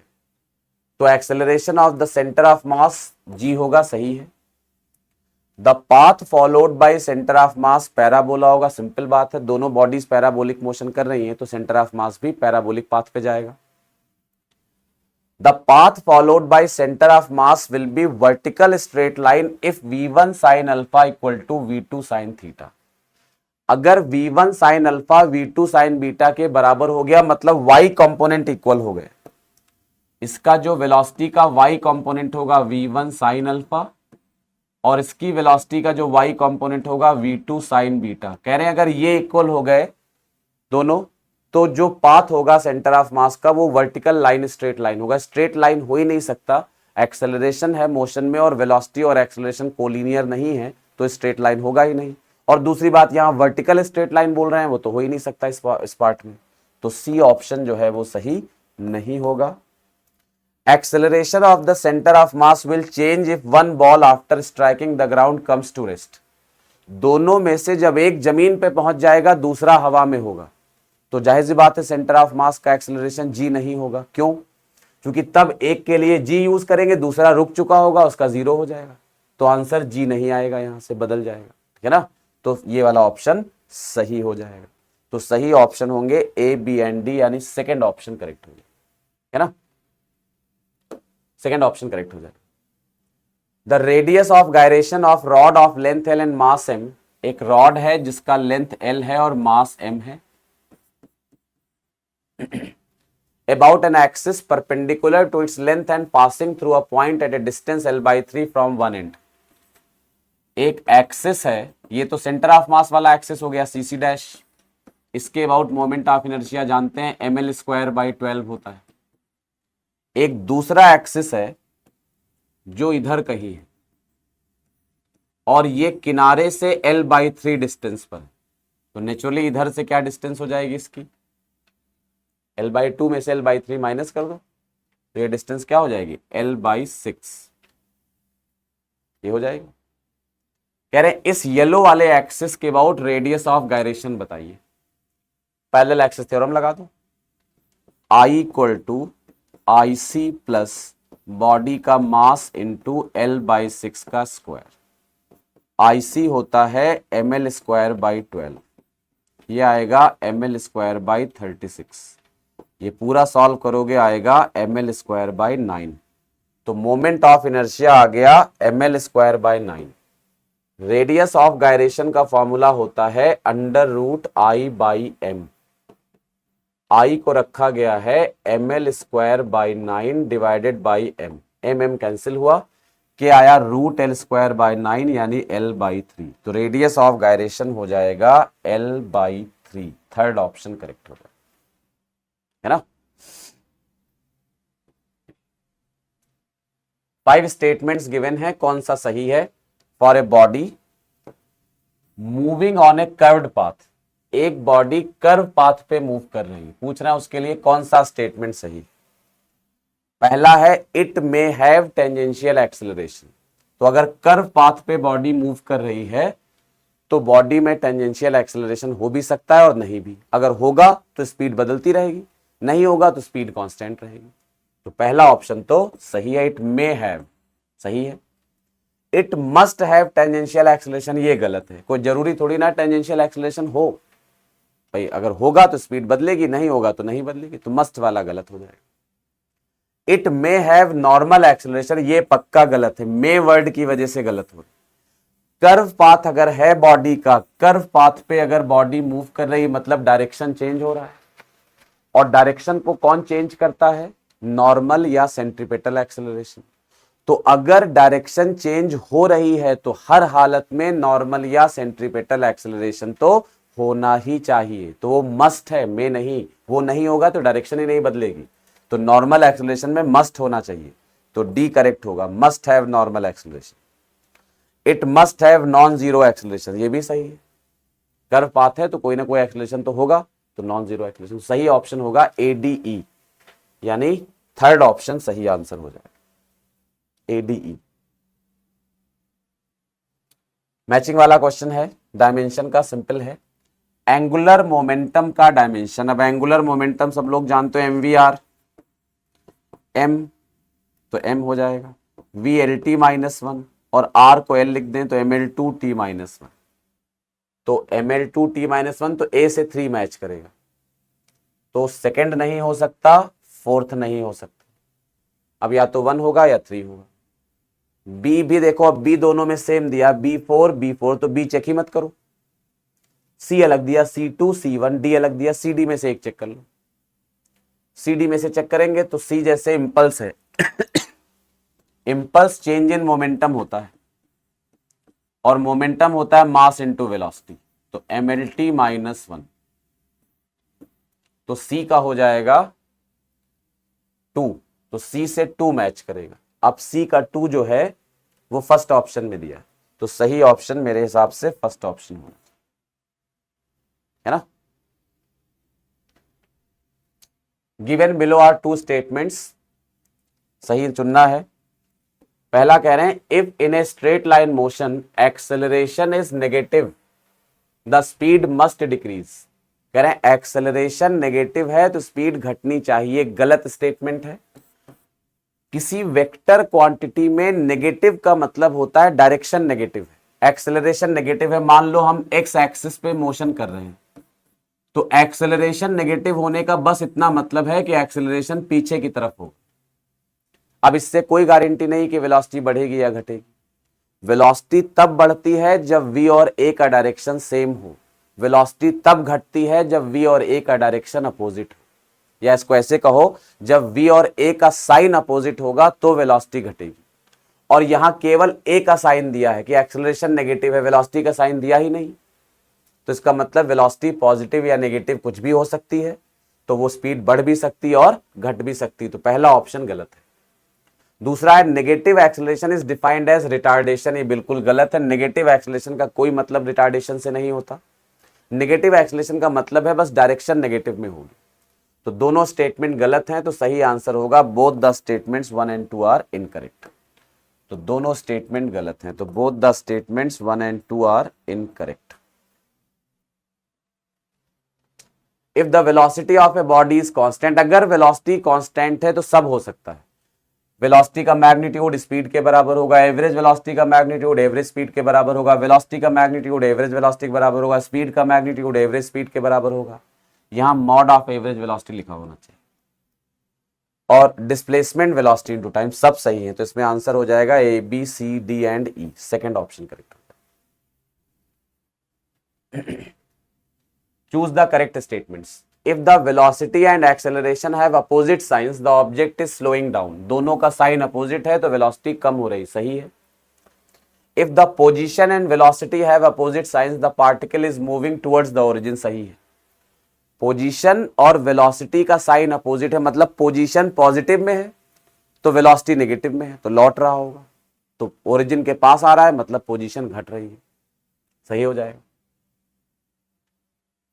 If the velocity is zero at any instant, अगर किसी इंस्टेंट पे वेलोसिटी जीरो है, the acceleration should also be zero at that instant, गलत है, कई बार पीछे आया। हाईएस्ट पॉइंट पे वेलोसिटी जीरो होती है लेकिन एक्सेलरेशन जीरो नहीं होता, तो ये स्टेटमेंट गलत है। If the average velocity is zero for a time interval, कह रहे हैं किसी टाइम इंटरवल के लिए अगर एवरेज वेलोसिटी जीरो है, then acceleration must be zero at any instant within the time interval.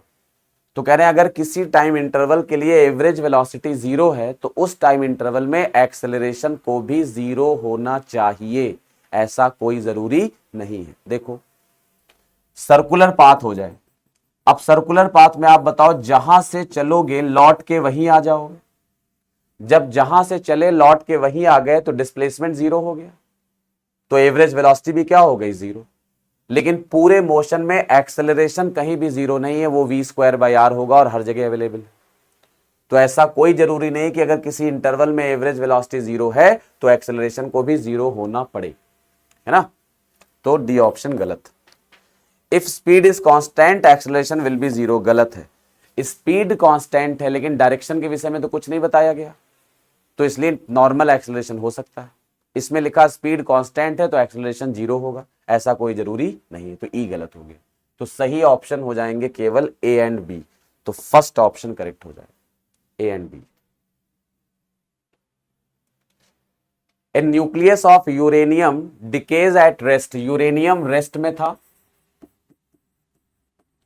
और ये डिके करता है, इसमें से बनता है थोरियम एंड हीलियम, तो थोरियम बनता है और हीलियम। अब इतना तो पता है हीलियम का मास बहुत कम होता है 4 mu, थोरियम का मास 234 mu, तो पता है ये बहुत भारी होगा और ये बहुत हल्का होगा, है ना, 4 mu ये हो जाएगा।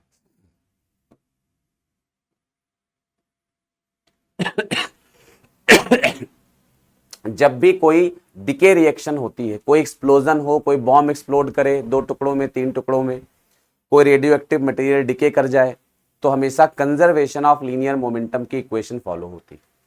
तो यहां से हम कहेंगे शुरू में मोमेंटम जीरो था, थोरियम का मोमेंटम पी थोरियम अगर प्लस में लिखते हैं तो हीलियम का मोमेंटम माइनस में होगा पी हीलियम, और यहां से कह सकते हैं थोरियम का मोमेंटम हीलियम के बराबर होगा।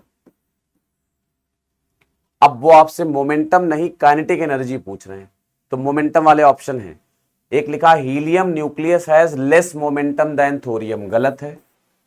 Helium nucleus has more momentum than thorium, गलत है, दोनों का मोमेंटम सेम है। ऊपर काइनेटिक एनर्जी के ऑप्शन है, काइनेटिक एनर्जी हमें मालूम है p²/2m होता है।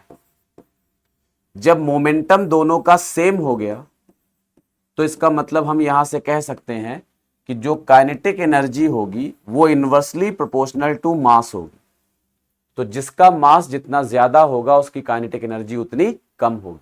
तो थोरियम का मास ज्यादा है तो थोरियम की काइनेटिक एनर्जी कम होगी और हीलियम की काइनेटिक एनर्जी ज्यादा। तो thorium has, helium nucleus has less kinetic energy, गलत है। Helium nucleus has more kinetic energy than thorium, second option correct होगा। A force acts on a 30 gram particle in such a way that position of the particle as a function of time is given by this। कह रहे हैं 30 ग्राम मास का एक particle है, इस पे कोई फोर्स लग रहा है जिससे इसका डिस्प्लेसमेंट आपको दे दिया गया x equal to 3t minus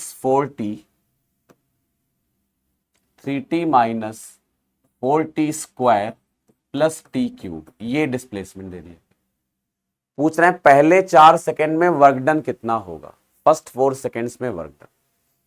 तो जब भी ऐसे करके डिस्प्लेसमेंट का इक्वेशन दिया हो तो वर्क डन के लिए आप कॉन्सेप्ट यूज करोगे work done equal to change in kinetic energy, यानी हाफ m फाइनल स्पीड का स्क्वायर माइनस इनिशियल स्पीड का स्क्वायर। ये बेस्ट तरीका होगा ऐसे क्वेश्चन को करने का। काइनेटिक एनर्जी निकाल लो, उसके लिए v निकालना पड़ेगा, v निकालो, v आएगा यहां से dx/dt और वो करोगे तो 3 - 8t + 3t स्क्वायर। अब वर्क हो जाएगा हाफ इंटू मास 30 ग्राम है तो 30/1000 into final speed minus initial speed का स्क्वायर। 0 से 4 सेकेंड दिया गया तो इनिशियल का मतलब टाइम 0 रख दोगे, फाइनल निकालने के लिए टाइम 4 रख देंगे। टाइम 4 रखो तो 16 इंटू 3 48 प्लस 3 51 माइनस 32 19 आ जाएगा, 19 स्क्वायर माइनस टाइम 0 रखो तो 3 आ जाएगा। तो ये आएगा 0 0 कटेगा 3/200 इंटू 19 का स्क्वायर 361 और माइनस 3 करेंगे 361 माइनस 3 करेंगे तो ये मेरे ख्याल से आएगा 358 और इसको सॉल्व करोगे 358 इंटू 3 तो 900 1050 1074 1074/200 ये 5 पॉइंट समथिंग आ जाएगा। तो आंसर करेक्ट होगा 5.28 जूल, है ना। तो करेक्ट आंसर आ जाएगा 5.28 जूल। नेक्स्ट क्वेश्चन है, दो स्टेटमेंट दिए हैं, टू क्रॉस अ रिवर, इसमें कोई दिक्कत है? 8 3 रखेंगे तो 3 का स्क्वायर 4 इंटू 3 12 12 प्लस 3 15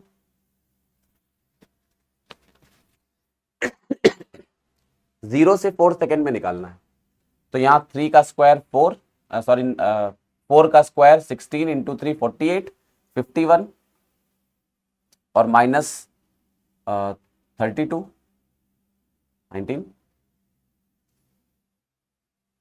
0 रखेंगे तो 0 0 तो 3, अच्छा 3 स्क्वायर तो ये 3 स्क्वायर हो जाएगा, थोड़ा सा डिफरेंस आएगा 352 तो ये सॉल्व कर लो, आएगा आंसर वही 5 पॉइंट समथिंग के आसपास आ जाएगा। क्योंकि इसमें और ज्यादा एक्यूरेट करने की जरूरत नहीं, बाकी आंसरों में देख रहे हो डिफरेंस कितने का है, ये जूल में है बाकी मिली जूल में, और 0.45 0.49 0.53 इतना डिफरेंस है तो एक्यूरेट कैलकुलेशन करने की जरूरत ही नहीं, लगभग मिलता जुलता कर लेंगे। Given below the two statements are the two statements to cross a river in the minimum possible time. Minimum possible time में रिवर को क्रॉस करना है, swimmer speed must be greater than river current speed, यानी minimum time में river को cross करने के लिए VS/VR से बड़ा होना चाहिए, ऐसा कोई नियम नहीं है। शॉर्टेस्ट पाथ से अगर रिवर क्रॉस करनी है शॉर्टेस्ट पाथ से तो VS को VR से बड़ा होना जरूरी है। शॉर्टेस्ट टाइम में रिवर क्रॉस करनी है तो ऐसा कोई नियम नहीं है, तो पहला स्टेटमेंट हो गया गलत। दूसरा है the minimum time to cross a river is given by T equal to this much, ये भी गलत है। मिनिमम टाइम नदी को क्रॉस करने में तब लगता है जब स्विमर नदी के परपेंडिकुलरली तैरना शुरू करता है, और इस केस में जो मिनिमम टाइम होता है उसका वैल्यू होता है D/VS। जो ऊपर दिया है स्टेटमेंट 2 में वो मिनिमम टाइम का नहीं दिया है, वो शॉर्टेस्ट पाथ से नदी क्रॉस की जाए तो क्या टाइम लगेगा, तो सेकंड वाला स्टेटमेंट भी गलत है और इस हिसाब से दोनों स्टेटमेंट इनकरेक्ट है, तो सही ऑप्शन हो जाएगा सेकंड ऑप्शन, तो second is the correct option. The displacement of a particle depends on time T as this much, displacement time relation दिया है, पूछना है कौन कौन से ऑप्शन सही है।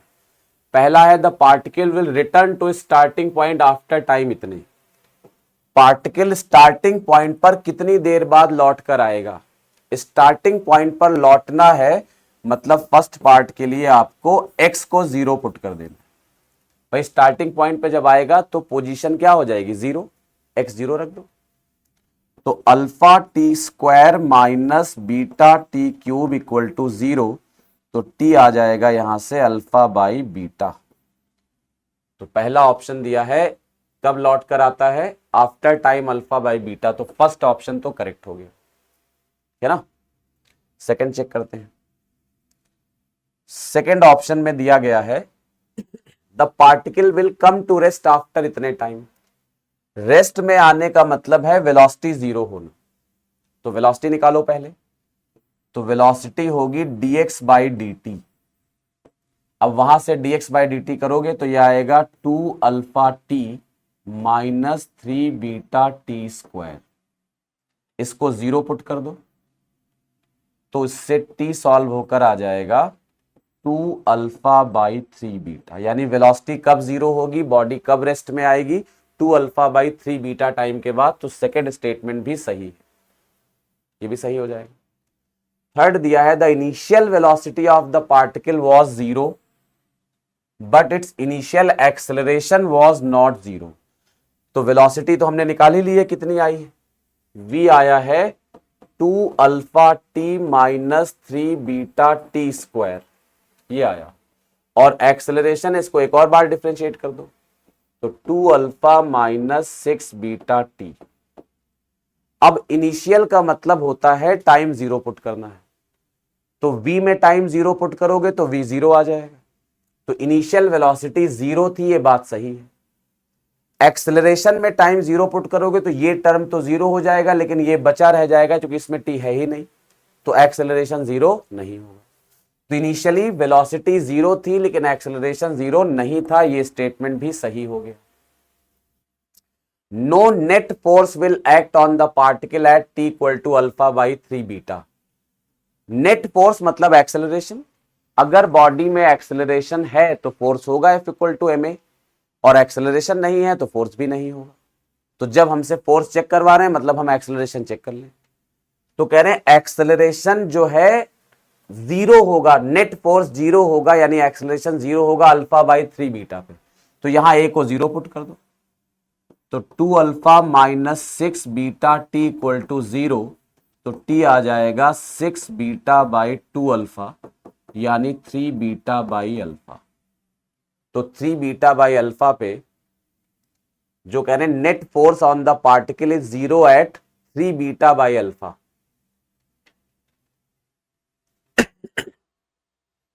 टू अल्फा बाई 3 बीटा, उल्टा आएगा, ये गलत लिख दिया है। तो 2 अल्फा बाई 3 बीटा, तो कह रहे हैं नेट फोर्स 0 होना मतलब एक्सेलरेशन 0 होना, और एक्सेलरेशन 0 होगा, इसको 0 करेंगे तो 2 alpha minus 6 beta t equal to 0, तो t आएगा अल्फा बाई 3 बीटा, और अल्फा बाई 3 बीटा ही दिया है तो फोर्थ ऑप्शन भी सही हो गया। No net force will act on the particle at t equal to alpha by 6 beta. कह रहे हैं फोर्स 0 होगा, नो नेट फोर्स मतलब 0 फोर्स मतलब 0 एक्सेलरेशन, वो तो सॉल्व हो गया अल्फा बाई 3 बीटा, तो अल्फा बाई 6 बीटा नहीं हो सकता। तो A B C and D are correct, तो सेकेंड ऑप्शन सही हो जाए, तो सेकेंड ऑप्शन सही ऑप्शन होगा। लिस्ट 1 लिस्ट 2 मैच करना है। डिस्टेंस ट्रेवल्ड एरिया से मिलता है तो वेलोसिटी टाइम ग्राफ के एरिया से, तो ए से 3 मैच करेगा। ए से 3 फर्स्ट में है, थर्ड में है, तो फोर्थ नहीं हो सकता, सेकंड नहीं हो सकता। Velocity change, acceleration time graph का एरिया वेलोसिटी चेंज देता, तो बी से 4 मैच करेगा, बी से 4, तो थर्ड ऑप्शन करेक्ट हो जाए, थर्ड ऑप्शन सही हो जाए।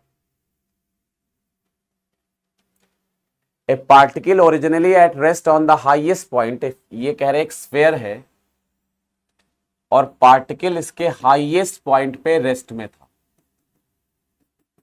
यहां पर। फिर कह रहे हैं स्लाइटली डिस्प्लेस कर दिया, मतलब ऑलमोस्ट इनिशियल वेलोसिटी 0 थी, डिस्प्लेस कर दिया, किसी एंगल पे आके सर्कुलर पाथ को छोड़ देता है, यहां छोड़ देता है।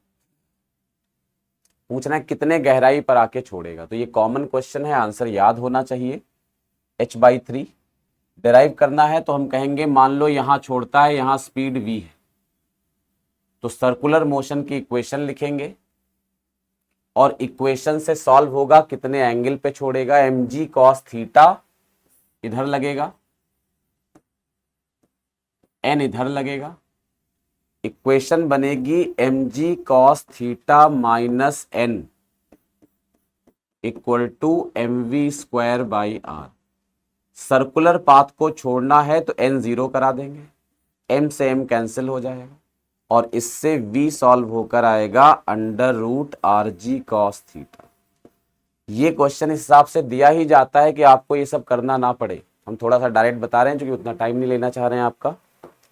तो इसके आंसर याद ही होने चाहिए इस टाइप के क्वेश्चन के, और ये बड़ा कॉमन केस होता है। तो v इतना आ गया। अब इनिशियल वेलोसिटी पता है, v पता है, कितनी गहराई से नीचे आया है, तो ये जो गहराई होगी वो हो जाएगी r minus r cos theta, ये h हो जाएगा। इक्वेशन लगा देंगे v square equal to u square plus 2gh। v के वैल्यू रख देंगे v स्क्वायर की जगह r g cos theta, u तो जीरो था, u जीरो था, और h जो है वो है r minus r cos theta, तो r 1 minus cos theta, r g से आर जी कैंसिल हो जाएगा, कॉस थीटा इक्वल टू आ गया 2 माइनस 2 कॉस थीटा, तो 3 कॉस थीटा 2 आ गया, तो कॉस थीटा आ गया 2/3। ये कॉस थीटा सॉल्व हुआ। h पूछ रहे हैं कितना होगा, तो h का वैल्यू आया है r minus r cos theta, cos theta की जगह 2/3 रखेंगे, तो r माइनस 2r/3 करेंगे तो ये r/3 आ, तो सही ऑप्शन होगा सेकेंड ऑप्शन r/3, है ना। ये हमने जो बताया थोड़ा जल्दी में बताया है आपको, क्योंकि अब इस तरह के क्वेश्चन को एग्जाम में सॉल्व करके करना बेवकूफ़ी है। आप इसे या तो बहुत तगड़ा कमांड हो, नहीं तो फिर इस तरह का आंसर याद होना चाहिए। तो जैसे इसमें हमने जो रिजल्ट्स बताए याद कर लो, सर्कुलर पाथ को छोड़ते समय स्पीड कितनी होगी, √rg cos थीटा, कितनी गहराई पर छोड़ेगा, h equal to r minus r cos theta, और कॉस थीटा की वैल्यू क्या आई छोड़ते समय 2/3, h की वैल्यू क्या आई r/3। ये सारे रिजल्ट याद होने चाहिए। अब अगली बार यही क्वेश्चन आएगा तो आपसे पूछ लेंगे कि बताओ जब वो सर्कुलर पाथ को छोड़ेगा उस वक्त उसकी स्पीड क्या होगी, v बताओ। तो v का क्या फॉर्मूला है, √rg cos थीटा। अब थीटा तुम सॉल्व कर चुके हो, cos थीटा 2/3 यहां रख दोगे तो √2rg/3 आंसर आ जाएगा, है ना। तो ये याद होने चाहिए। In a uniform circular motion of radius r with constant speed v, the average acceleration of the body for an angular displacement of 60 degree। Average acceleration देखो ये बता देते हैं, बहुत बार नीट में आया है इसके ऊपर question.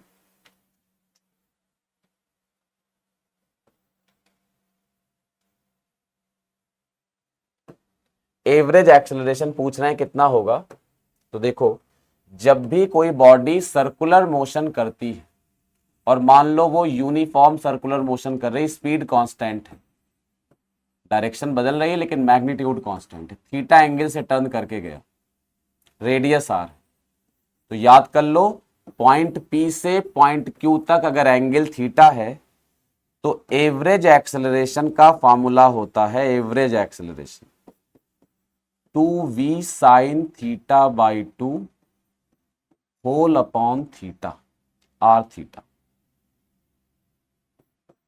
r theta, 2v sin θ/2 whole upon r theta, 2v square sin θ/2 whole upon r theta. अब उस हिसाब से देखो थीटा क्वेश्चन में 60 डिग्री दिया है, 60 डिग्री को π/3 लिख सकते हैं, तो वैल्यू रख लो, तो 2v स्क्वायर, यहां तो 60 डिग्री रख दोगे sin 30 आ जाएगा, नीचे अकेला एंगल है, अकेला एंगल होगा तो इसको रेडियन में रखेंगे तो π/3, सॉल्व कर लो, तो एवरेज एक्सेलरेशन आ जाएगा, 3 ऊपर चला जाएगा तो 2v स्क्वायर बाई आर, नीचे π/3 है और ऊपर sin 30 1/2 हो, 2 से 2 कैंसिल हो जाएगा, 3 ऊपर चला जाएगा तो 3v स्क्वायर बाई πr, ये आंसर। अब कितने भी एंगल पे निकालना हो, 90 डिग्री पर, 120 डिग्री पर, 30 डिग्री पर, सीधा यही फॉर्मूला यूज कर सकते हैं, लेकिन यूनिफॉर्म सर्कुलर मोशन में ऐसा होगा। तो अब उस हिसाब से हम लोग का आंसर आया है average acceleration 3v square by πr, और यहां भी यही दिया है, तो पहला स्टेटमेंट तो सही हो गया। नीचे कह रहे न्यू, ये न्यू है, nu is the angular frequency in a uniform circular motion then instantaneous acceleration of the body. देखो बात कर रहे हैं यूनिफॉर्म सर्कुलर मोशन की, और यूनिफॉर्म सर्कुलर मोशन में जो एक्सेलरेशन होता है उसका फॉर्मूला होता है ओमेगा स्क्वायर आर या v square by r. Uniform circular motion में केवल सेंट्रीपेटल एक्सेलरेशन होगा। ओमेगा 2 पाई एन होता है तो 2 पाई न्यू हो जाएगा, स्क्वायर है तो स्क्वायर कर दिया, तो आंसर आ जाएगा 4 pi square nu square r. तो ये स्टेटमेंट भी सही है, तो दोनों स्टेटमेंट सही हैं, तो सही आंसर होगा फर्स्ट वाला। तो 1 and 2 both are correct.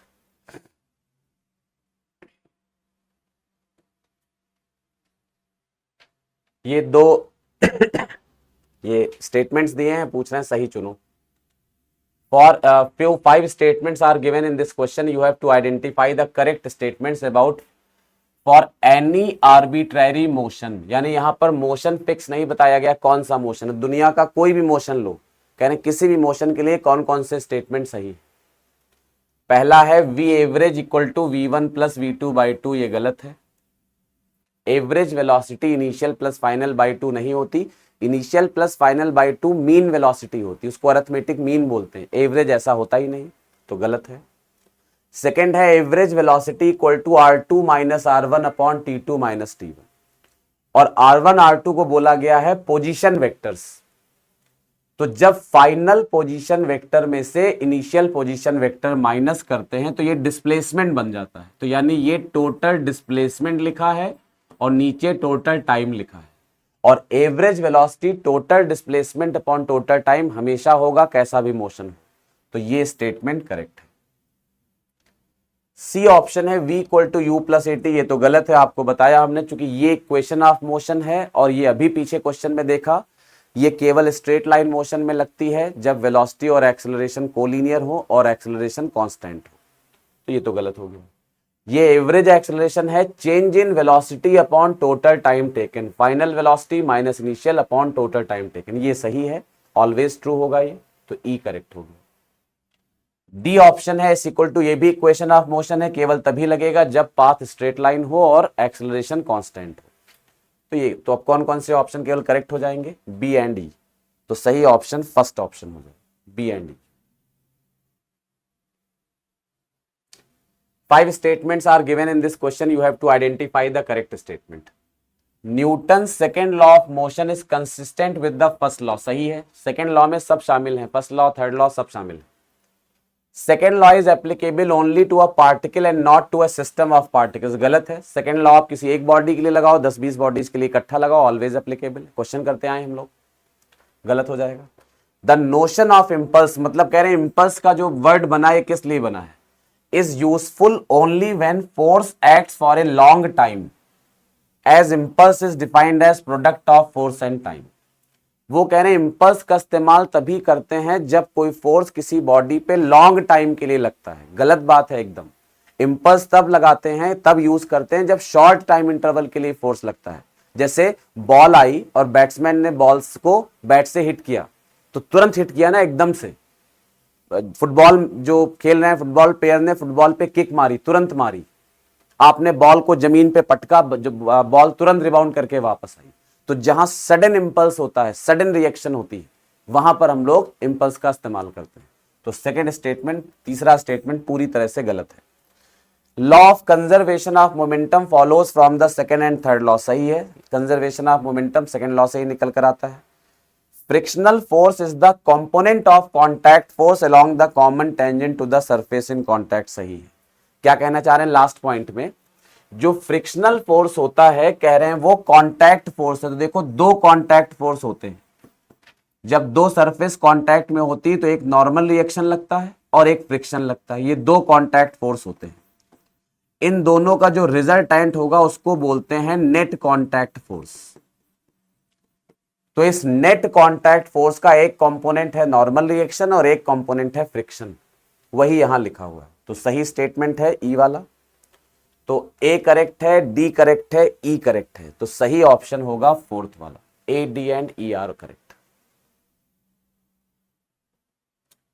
A particle slides from rest under gravity from the highest point of, ये एक सर्किल बना है, इसमें हाईएस्ट पॉइंट से स्लाइड करके नीचे आ रहा है वो।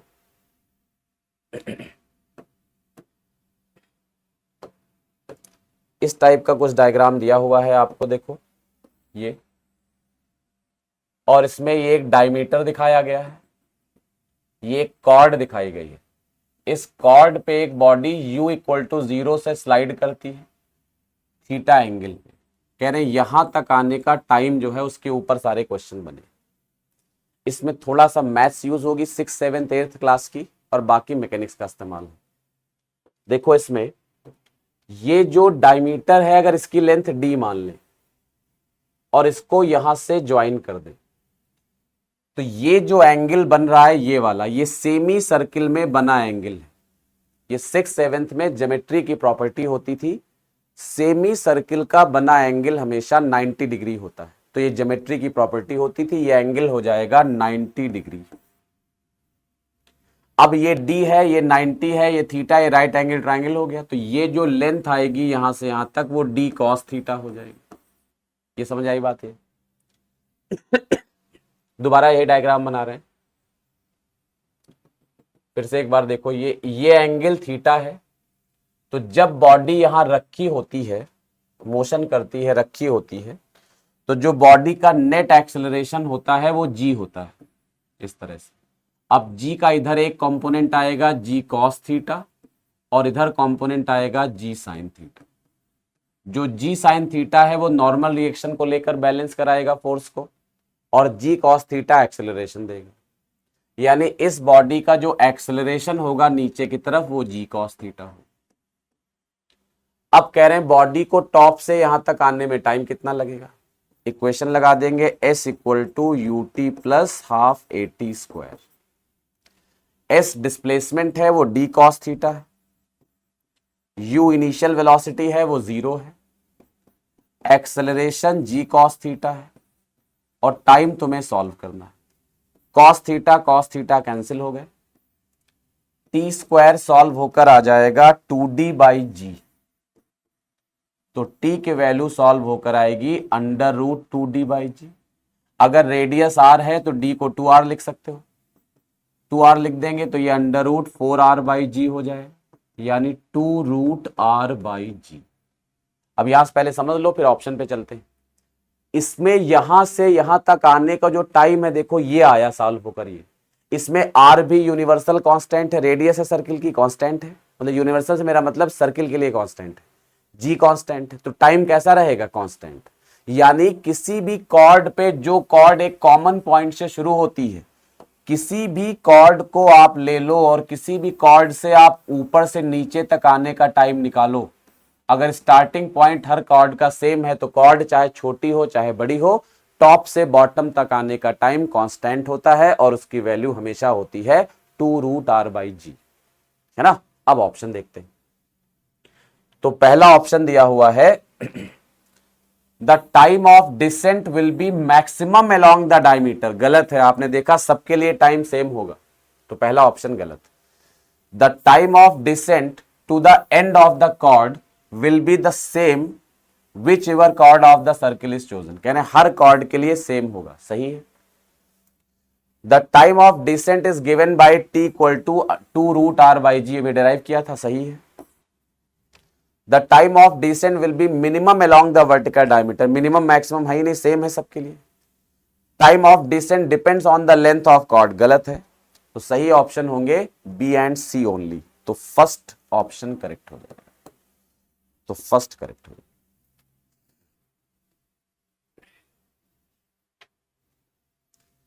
थ्री आइडेंटिकल स्फेयर्स हैं, ये रखे हुए हैं, इनके सेंटर ऑफ मास की पोजीशन पूछ रहे हैं फ्रॉम P। तो P को ओरिजिन मान लिया गया है, और यहां से इसको ओरिजिन माने तो यहां से सेंटर ऑफ मास की पोजीशन पूछ रहे हैं। तो देखो इसके सेंटर ऑफ मास के कोऑर्डिनेट 0,0 है, इसके कोऑर्डिनेट लिखें तो x कोऑर्डिनेट PQ हो जाएगा, y कोऑर्डिनेट 0। इसके कोऑर्डिनेट लिखें तो x कोऑर्डिनेट PR हो जाएगा और y कोऑर्डिनेट 0। ये PR PQ तो समझ में आ रहा है। यहां से यहां तक के डिस्टेंस PQ है, यही तो x कोऑर्डिनेट होगा इसका, और ओरिजिन से यहां तक के डिस्टेंस PR है, वो x कोऑर्डिनेट उसका हो जाएगा। अब फॉर्मूला लगा दो, सेंटर ऑफ मास का x कोऑर्डिनेट होता है m1x1 plus m2x2 plus m3x3 upon m1 plus m2 plus m3। ये सेंटर ऑफ मास का x कोऑर्डिनेट होता है। m1 पहले का मास है, मास सबका 1 kg है तो 1 ले लिया। x1 पहले मास का x कोऑर्डिनेट वो 0 है, फिर पहले मास का सेंटर ऑफ मास ओरिजिन पर है तो x कोऑर्डिनेट 0। m2 दूसरे का मास है, वो फिर 1 kg, सबका मास 1 kg दिया है, सबका मास 1 kg। उसका सेंटर, इसके सेंटर ऑफ मास का x कोऑर्डिनेट क्या है, pq, तो 1 इंटू pq। प्लस m3 तीसरे का मास है, वो फिर 1 kg, इसके सेंटर ऑफ मास का x कोऑर्डिनेट pr है तो pr upon m1 plus m2 plus m3, तो 1 प्लस 1 प्लस 1, तो क्या आंसर आ जाएगा देखो, pq प्लस pr बाई 3। तो pq प्लस pr बाई 3 यानी सही ऑप्शन हो जाएगा सेकेंड वाला।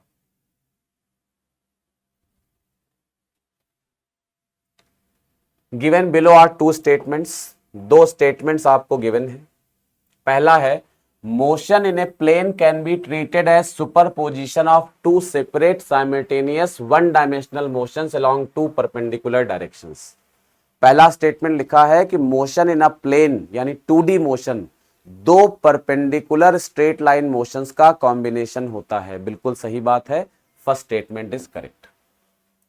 दूसरे में लिखा है if we assume the initial position of a projectile to coincide with the origin of coordinate system, then the horizontal distance traveled by the projectile from its initial position, ये कह रहे हैं अगर इनिशियल पॉइंट को origin मान लें तो यहां y कितना होगा 0, जहां गिरेगा यहां भी y कितना होगा 0, तो कह रहे हैं यहां भी y 0 था, यहां भी y 0 था, और यहां से यहां तक के डिस्टेंस को रेंज कहते हैं।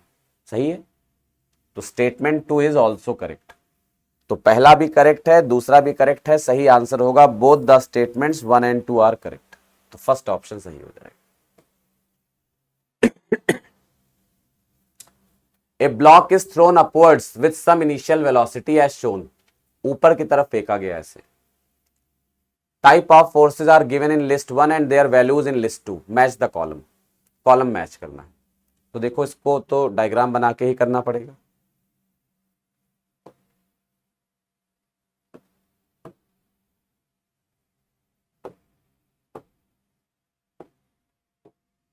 तो देखो ये इंक्लाइन प्लेन है इस तरह से, ये ब्लॉक रखा है, इस पे अगर फोर्सेस दिखाएंगे तो पहला फोर्स इस तरफ को लगेगा mg साइन थीटा, इधर लगेगा नॉर्मल रिएक्शन, इधर लगेगा mg कॉस थीटा, और ऊपर फेंका गया है तो फ्रिक्शन भी इधर ही लगेगा म्यू n और म्यू mg कॉस थीटा। चल रहा है तो काइनेटिक फ्रिक्शन आएगा तो म्यू mg कॉस थीटा ऐसे लगेगा, है ना। अब क्वेश्चन देखते हैं। तो पहला पार्ट है क्वेश्चन का net force in horizontal direction. Horizontal direction में फोर्स कितना होगा, तो देखो ये दोनों तो एक दूसरे को कैंसिल आउट कर देंगे, तो ये तो कैंसिल हो गए, बचे ही नहीं, यानी नेट फोर्स ये है। अब हॉरिजॉन्टल डायरेक्शन में नेट फोर्स कितना होगा, मतलब इन दोनों का हॉरिजॉन्टल कंपोनेंट ले लेना।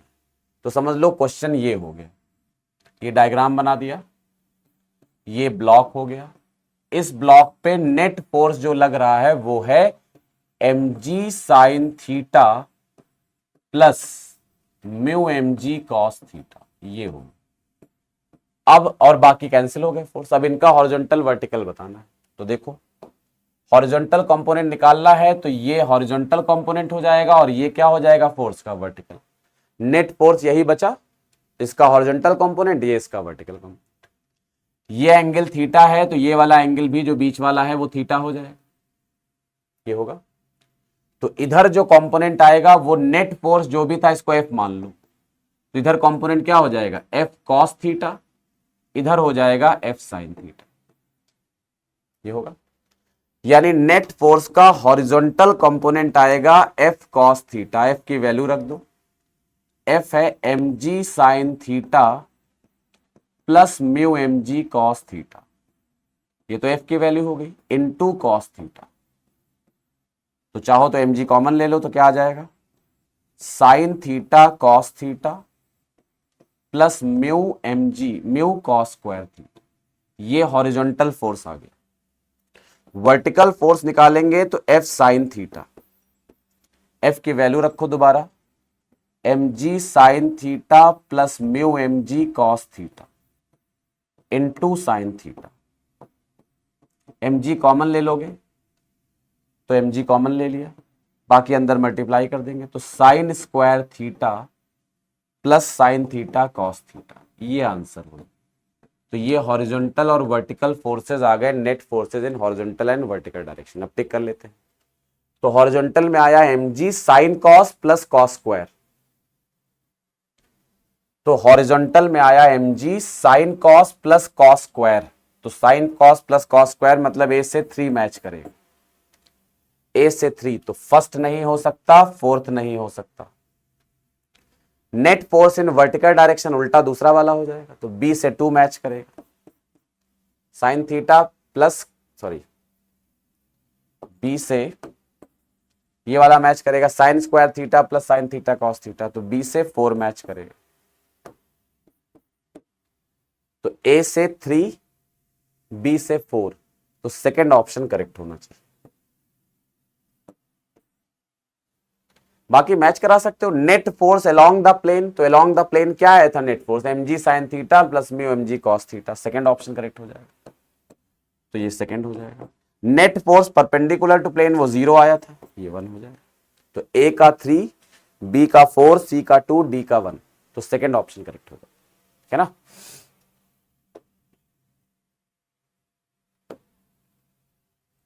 A body, whatever its motion, is always at rest in reference to frame which is fixed to the body itself.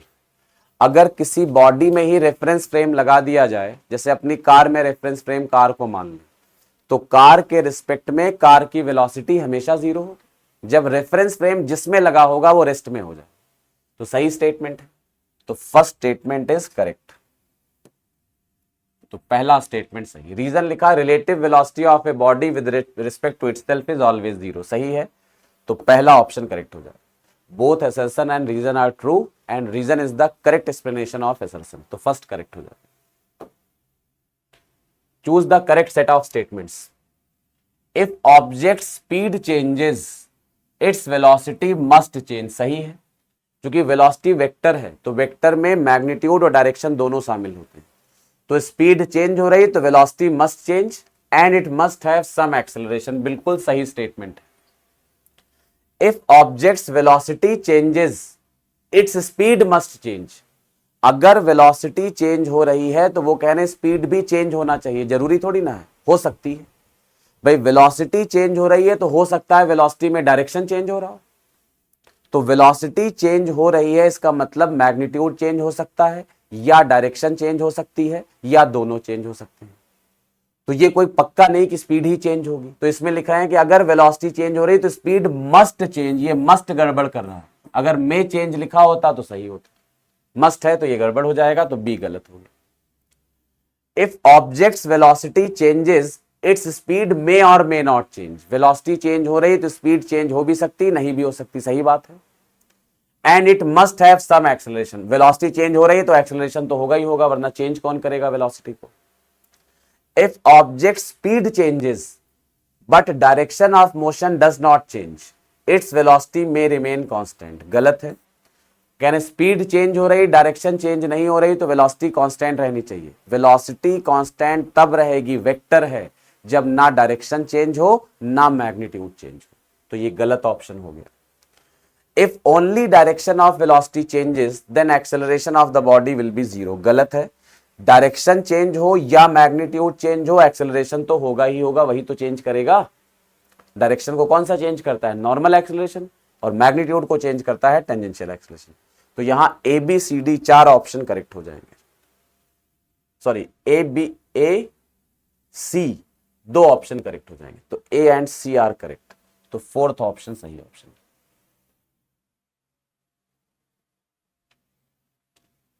Last question है, a small block of mass M is kept on a rough inclined surface of inclination theta fixed in an elevator. एक elevator lift के अंदर एक inclined surface है ऐसे, theta angle. The elevator goes up with uniform velocity, ये ऊपर जा रहा है यूनिफॉर्म वेलोसिटी से, ऊपर जा रहा and the block does not slide on the ways, और इसके ऊपर एक ब्लॉक रखा है और वो स्लाइड नहीं कर रहा, ये ब्लॉक रखा है, स्लाइड नहीं कर रहा। The work done by the force of friction on the block in time T, force of friction का वर्क कितना होगा? तो देखो ये स्लाइड नहीं कर रहा है, इधर लगेगा mg साइन थीटा और इधर लगेगा म्यू एन, और n आपको पता है वो mg कॉस थीटा के बराबर होगा, म्यू एन यानी म्यू mg कॉस थीटा, ये होगा। स्लाइड नहीं कर रहा है तो म्यू mg कॉस थीटा जो है ये mg साइन थीटा के बराबर हो जाएगा। स्यूडो फोर्स कोई आना नहीं है, चूंकि वेलोसिटी कांस्टेंट है, एक्सेलरेशन है नहीं, तो कोई स्यूडो फोर्स होगा नहीं। अब हमसे पूछ रहा है फ्रिक्शन फोर्स का वर्क बताओ टी टाइम में। तो देखो फ्रिक्शन फोर्स वर्क क्यों करेगा, पहले ये समझ लो। टी टाइम में इसका डिस्प्लेसमेंट कितना होगा? वीटी, ऊपर की तरफ। अब इसको एक डायग्राम में दिखाते हैं।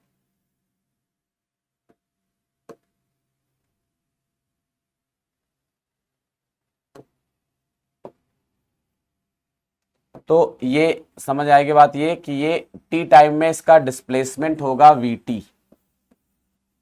जो फ्रिक्शन फोर्स लग रहा है वो इस तरफ को लग रहा है, बाद में वैल्यू रख लेंगे, एफ के मान लेते हैं, एफ एस लग रहा है। डिस्प्लेसमेंट ऊपर की तरफ हो रहा है वीटी, ऐसे ये डिस्प्लेसमेंट हो गई, है ना। और जो ये वाला एंगल होगा हॉरिजॉन्टल से, ये थीटा होगा।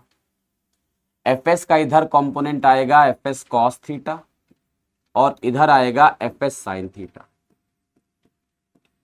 जो कंपोनेंट हमें मालूम है, फोर्स का जो कंपोनेंट डिस्प्लेसमेंट के पैरेलल होता है वही वर्क करता है। जो डिस्प्लेसमेंट के परपेंडिकुलर होगा इसका वर्क जीरो हो जाएगा। तो एफ एस कॉस थीटा जो है ये वर्क करेगा नहीं, बेकार हो गया। F S sine theta work करेगा।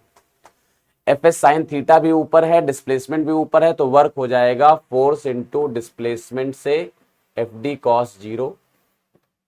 फोर्स है एफ एस साइन थीटा और डिस्प्लेसमेंट हुआ है वीटी, ये हो गया।